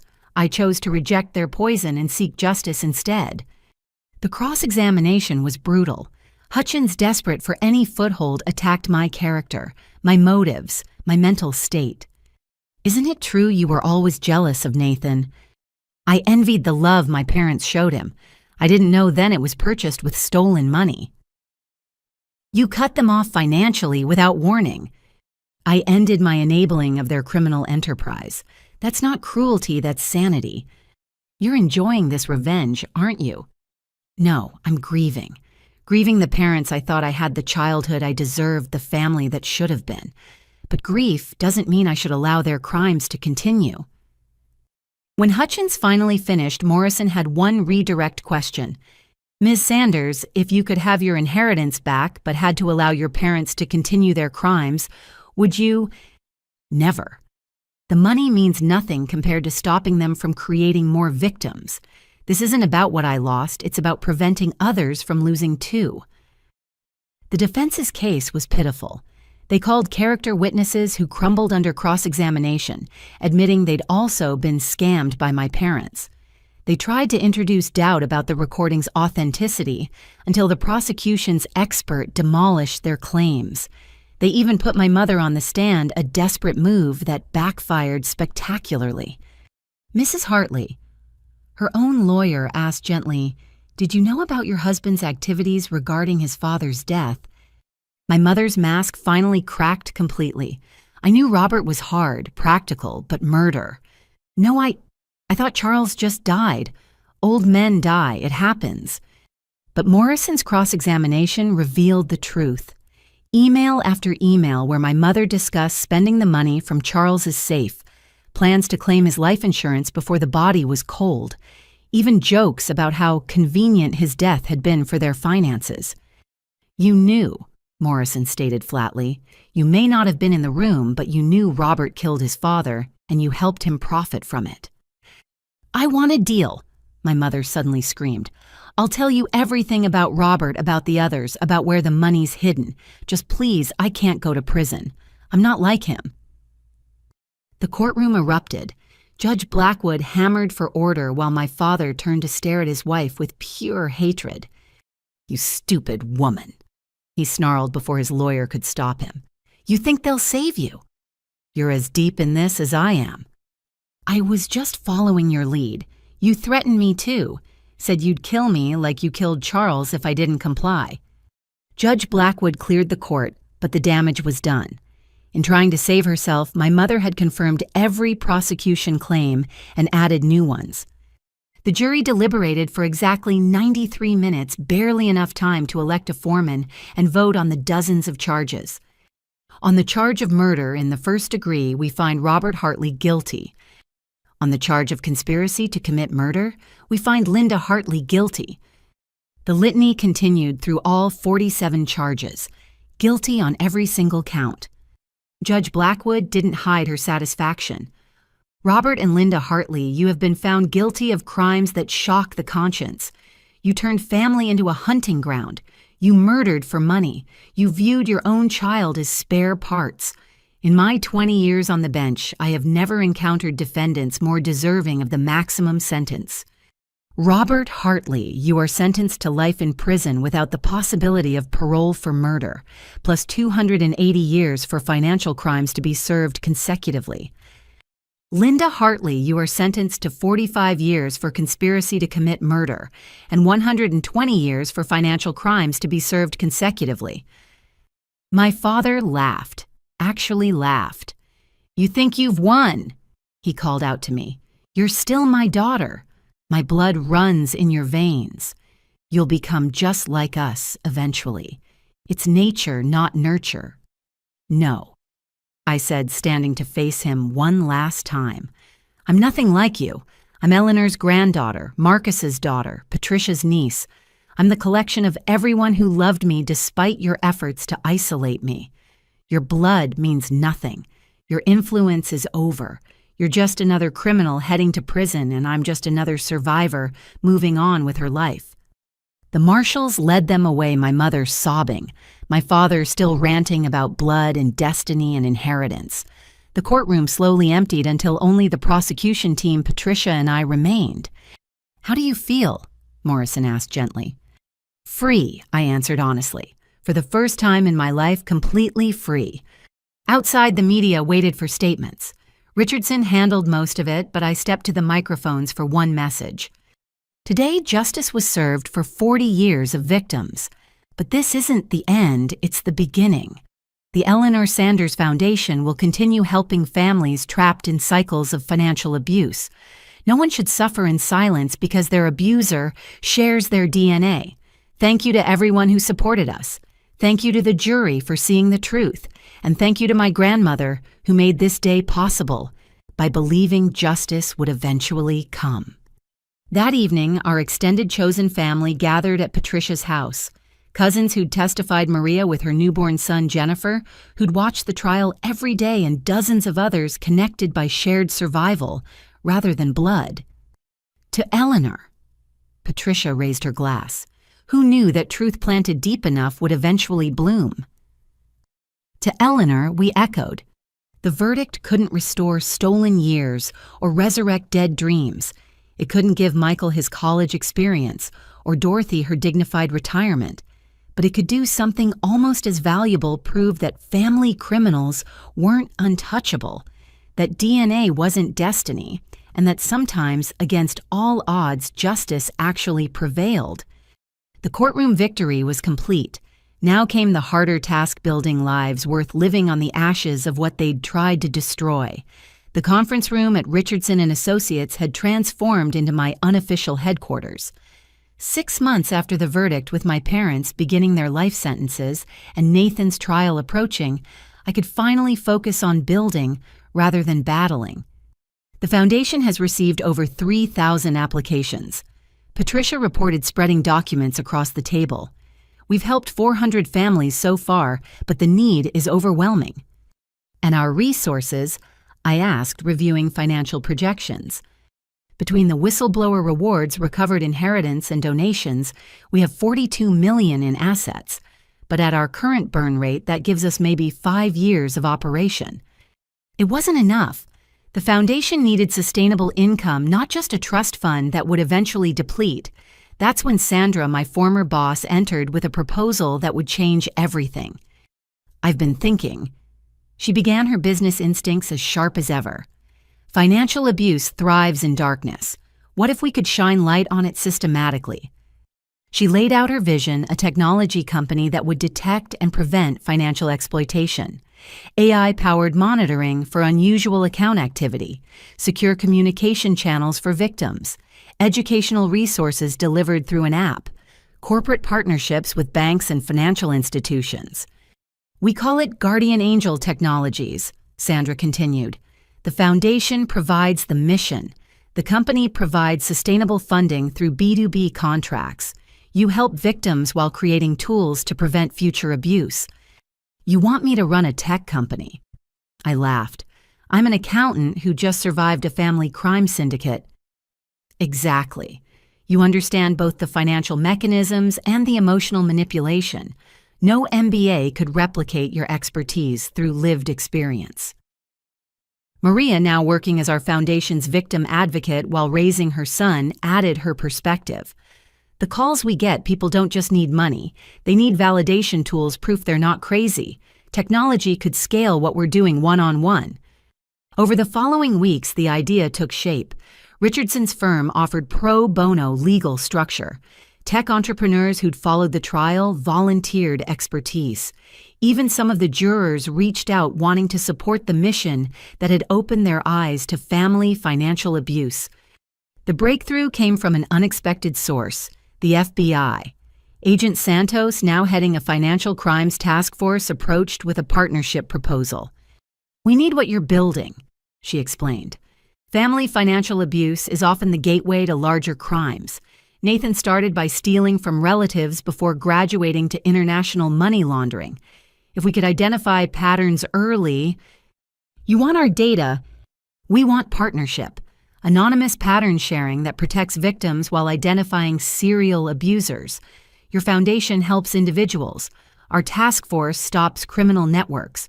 Together, we prevent future Robert and Linda Hartleys."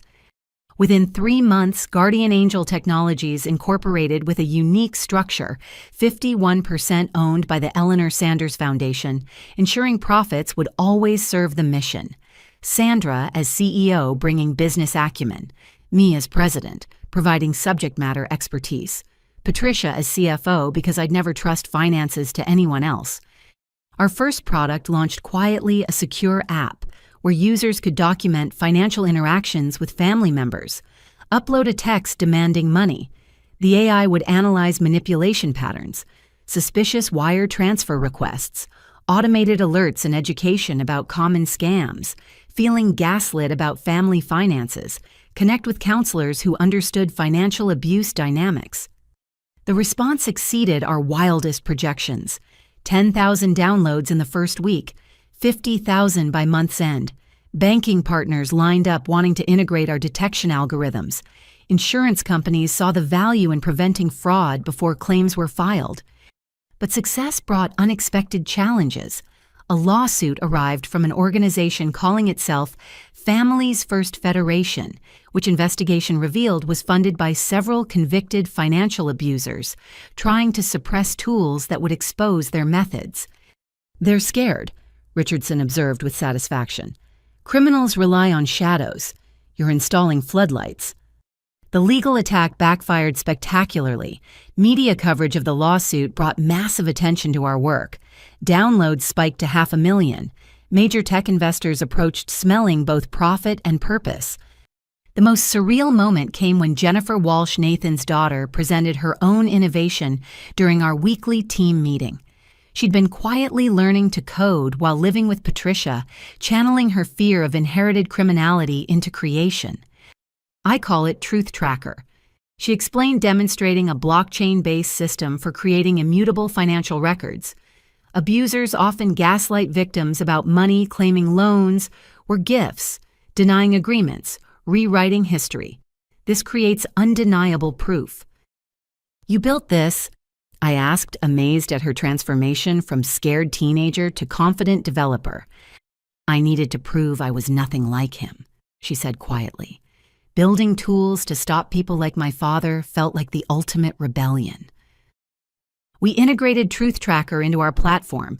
Users could now create tamper-proof records of family financial agreements. No more he said, she said about loans or gifts. No more rewriting history when convenient. Corporate partnerships accelerated our growth.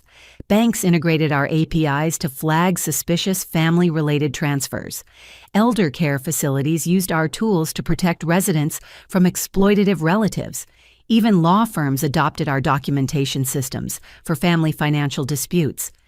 Year 1 ended with Guardian Angel Technologies, valued at $200 million. The foundation had helped 2,000 families recover assets or escape abuse.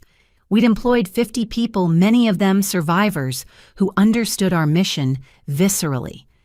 The irony wasn't lost on me. My parents had stolen millions to build their facade of success. I was building actual success to help victims of people like them. They'd seen family as a resource to exploit.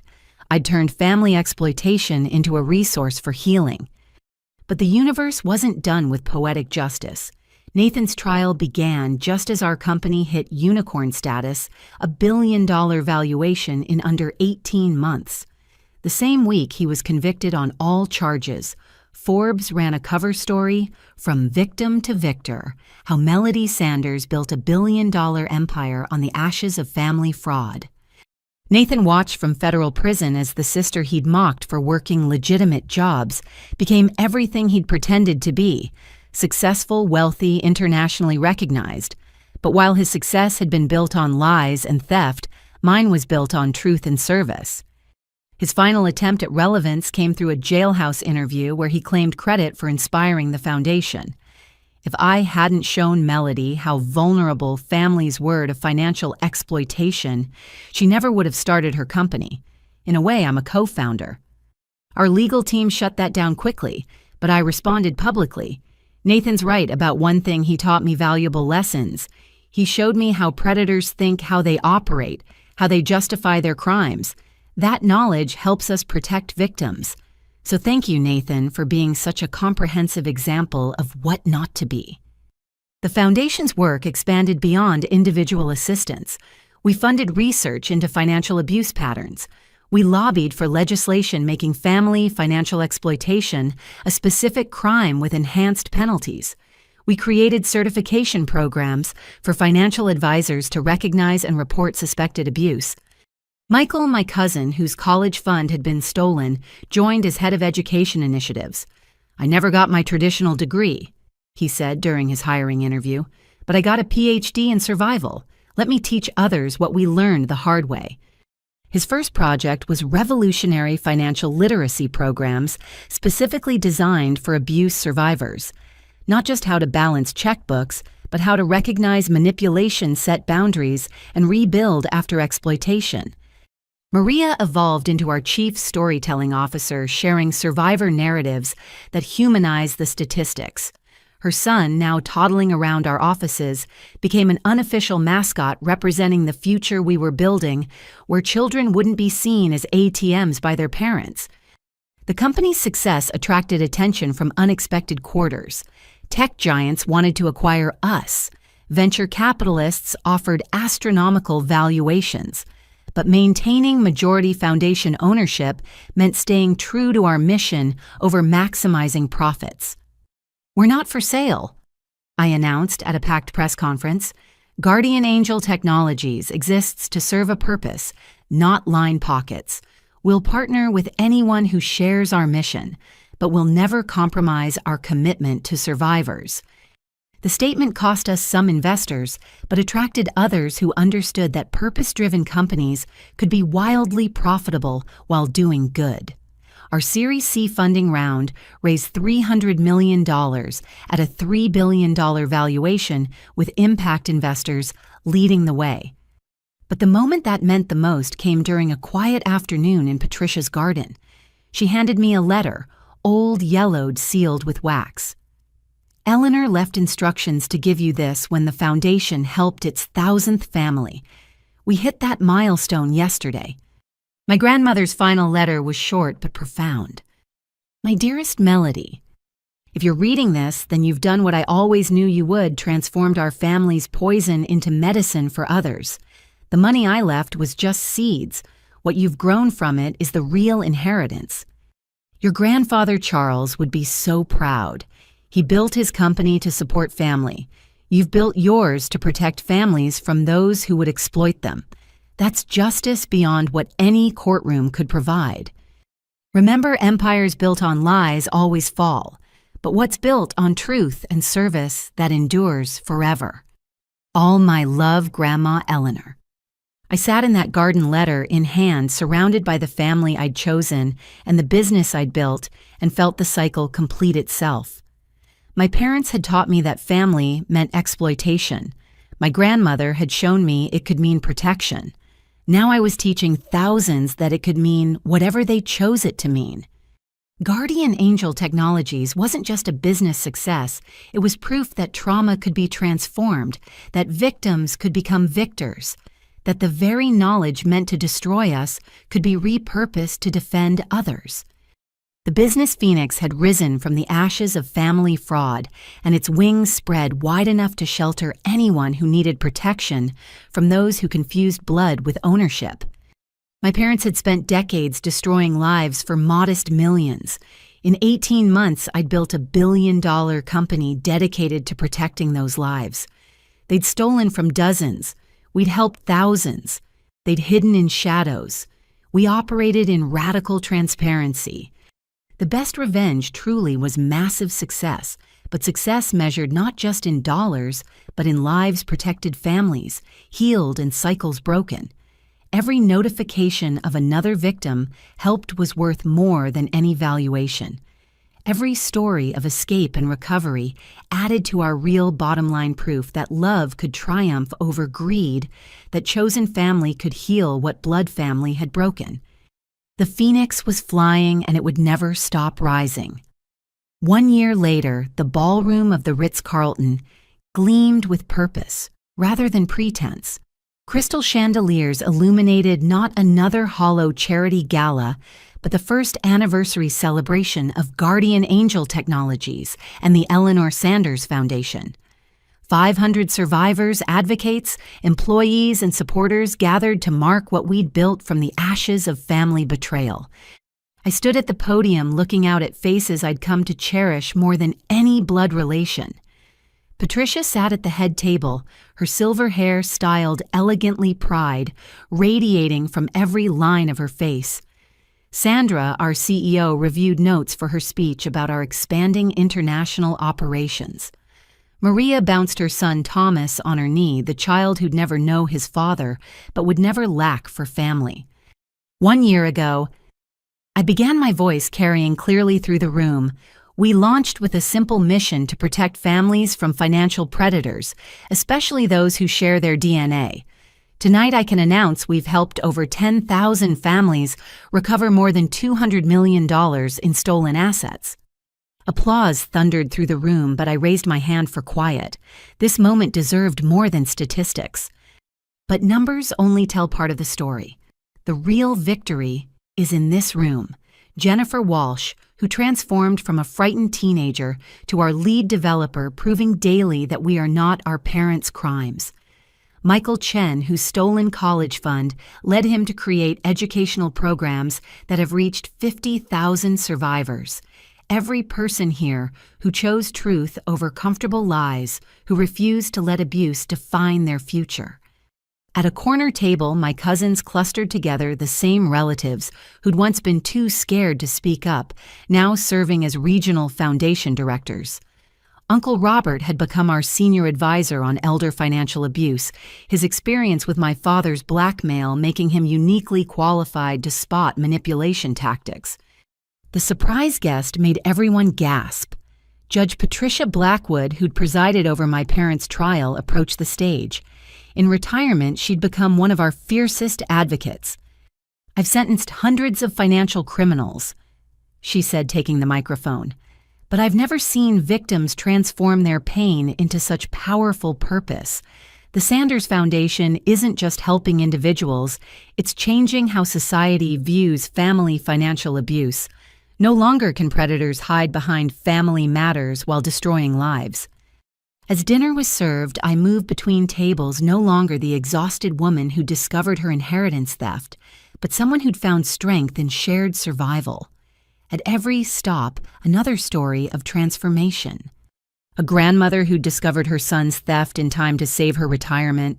A young man who documented his parents' fraud using our app, securing evidence that led to their conviction.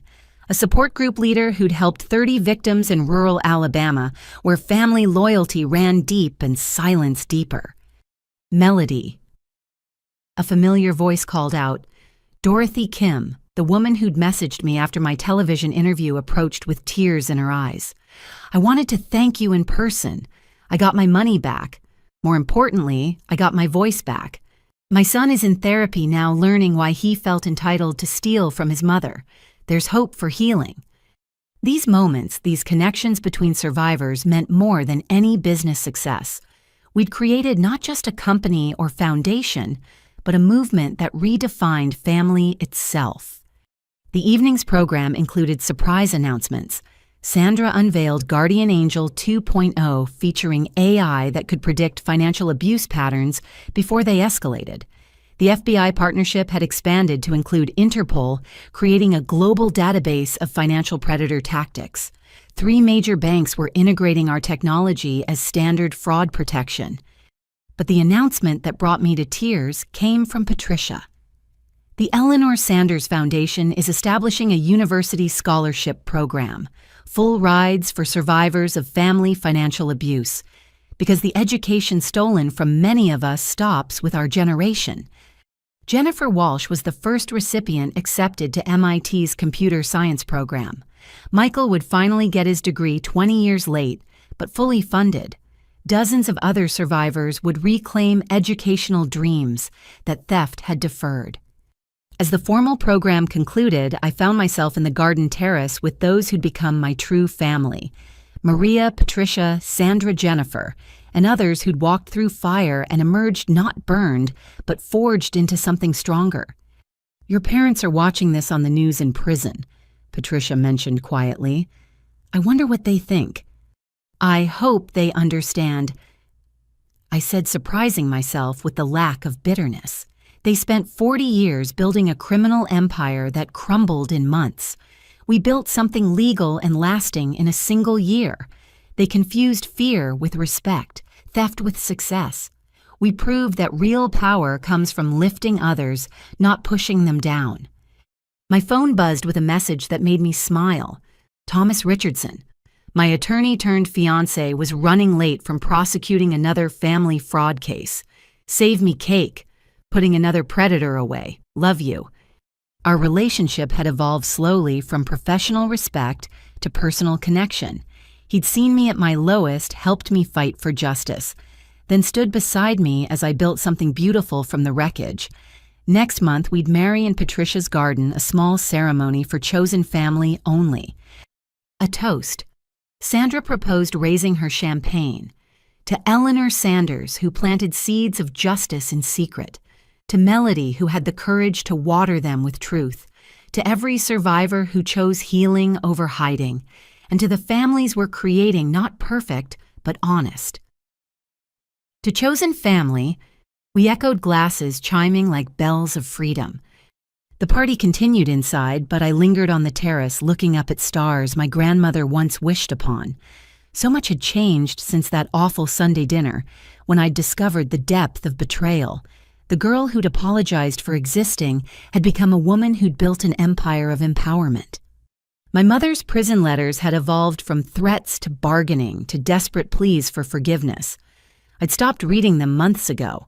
Forgiveness might come someday, but it wasn't required for my healing. They'd made their choices.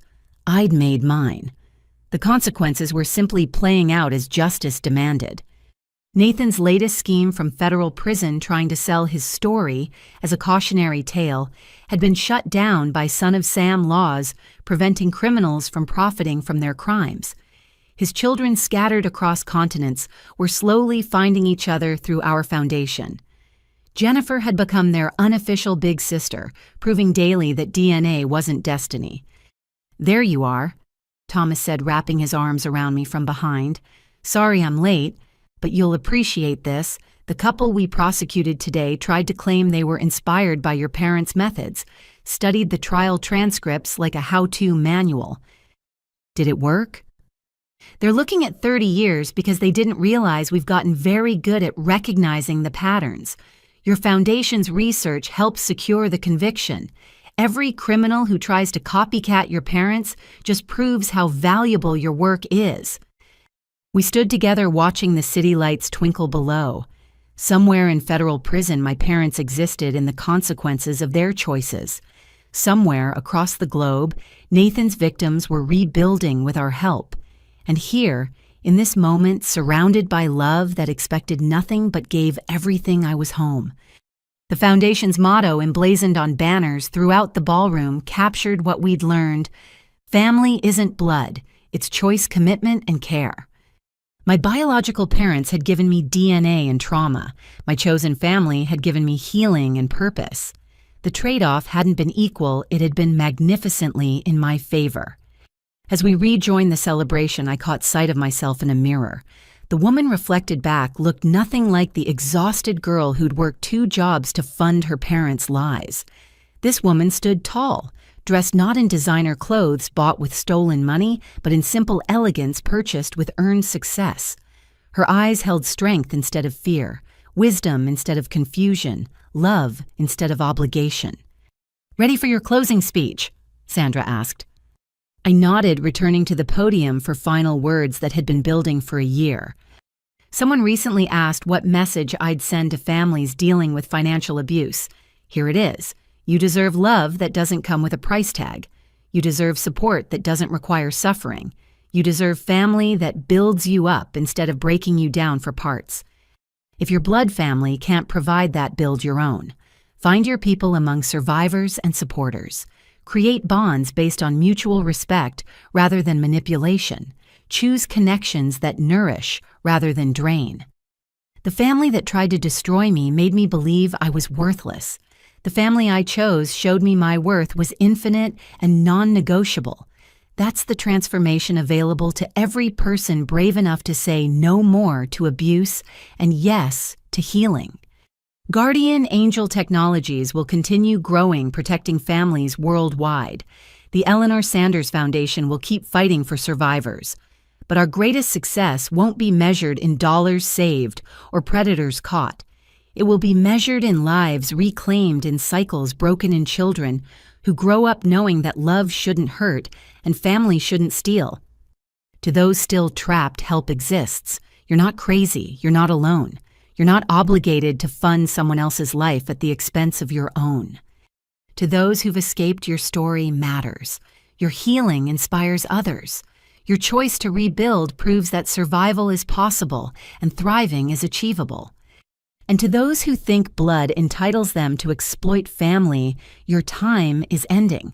Technology is exposing your tactics.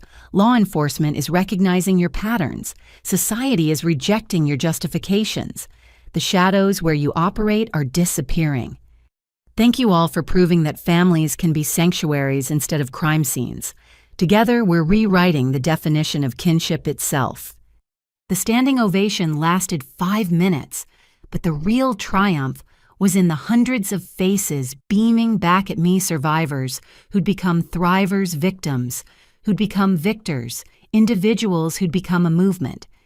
Later, as the evening wound down and the ballroom slowly emptied, I found myself back in the garden with my core circle. Thomas held my hand while Patricia regaled Jennifer with stories of my grandmother's subtle rebellions. Maria taught her son to say, "family," and his tiny voice wrapping around the word felt like prophecy. "What's next?" Sandra asked, already thinking 3 moves ahead. "Global expansion, legislative change, maybe a documentary to reach those still suffering in silence." I paused, then smiled. "But tonight we just celebrate how far we've come." My phone buzzed with one final message of the evening, a notification from our app. Another family had just been helped, another cycle broken, another survivor starting their journey toward healing. The ripples of our work spreading ever outward, touching lives we'd never meet but would forever impact. The true family I'd found wasn't perfect. Patricia still worried too much. Sandra occasionally pushed too hard. Maria sometimes retreated into protective silence. Jennifer fought daily battles against inherited shame. But we showed up for each other without price tags, supported without scorekeeping, loved without conditions. My parents had asked, "What did we get for raising you?" The answer was simple, exactly what they'd earned. Prison sentences for crimes, isolation born from betrayal, legacy of cautionary tales. But the question they should have asked was different. What did we miss by seeing our daughter as a resource instead of a person? They missed this, the joy of watching someone you love succeed, the pride of contributing to another's growth, the wealth that comes from connections rather than collections, the immortality found in positive impact rather than stolen assets. They missed the chance to be part of something beautiful instead of architects of something ugly. They missed love that multiplies when shared rather than diminishes when spent. They missed family, real family, the kind worth choosing, worth building, worth protecting. But I hadn't missed it. I'd found it in courtrooms and boardrooms, in late-night strategy sessions, and tearful support groups in every survivor who'd reached out and every advocate who'd stood up. Blood had made me vulnerable to predators.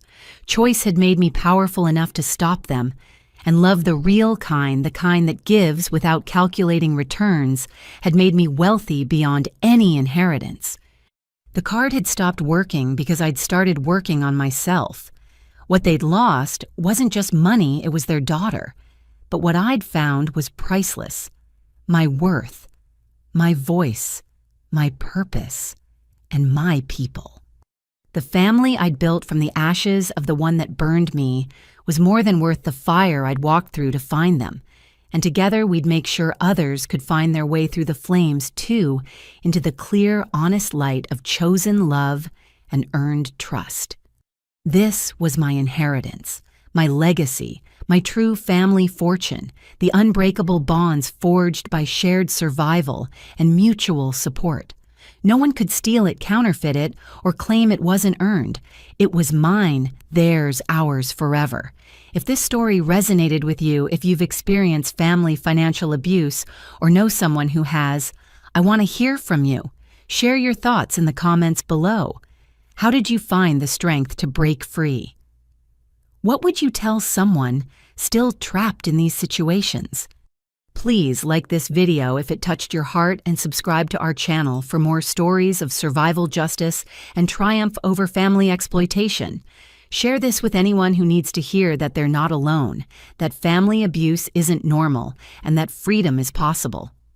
Thank you for listening to my journey. Remember, you deserve love without price tag support, without suffering, and family that builds rather than breaks. Your worth is non-negotiable, and your story matters. Until next time, stay strong, stay wise, and know that chosen family is often the truest family of all.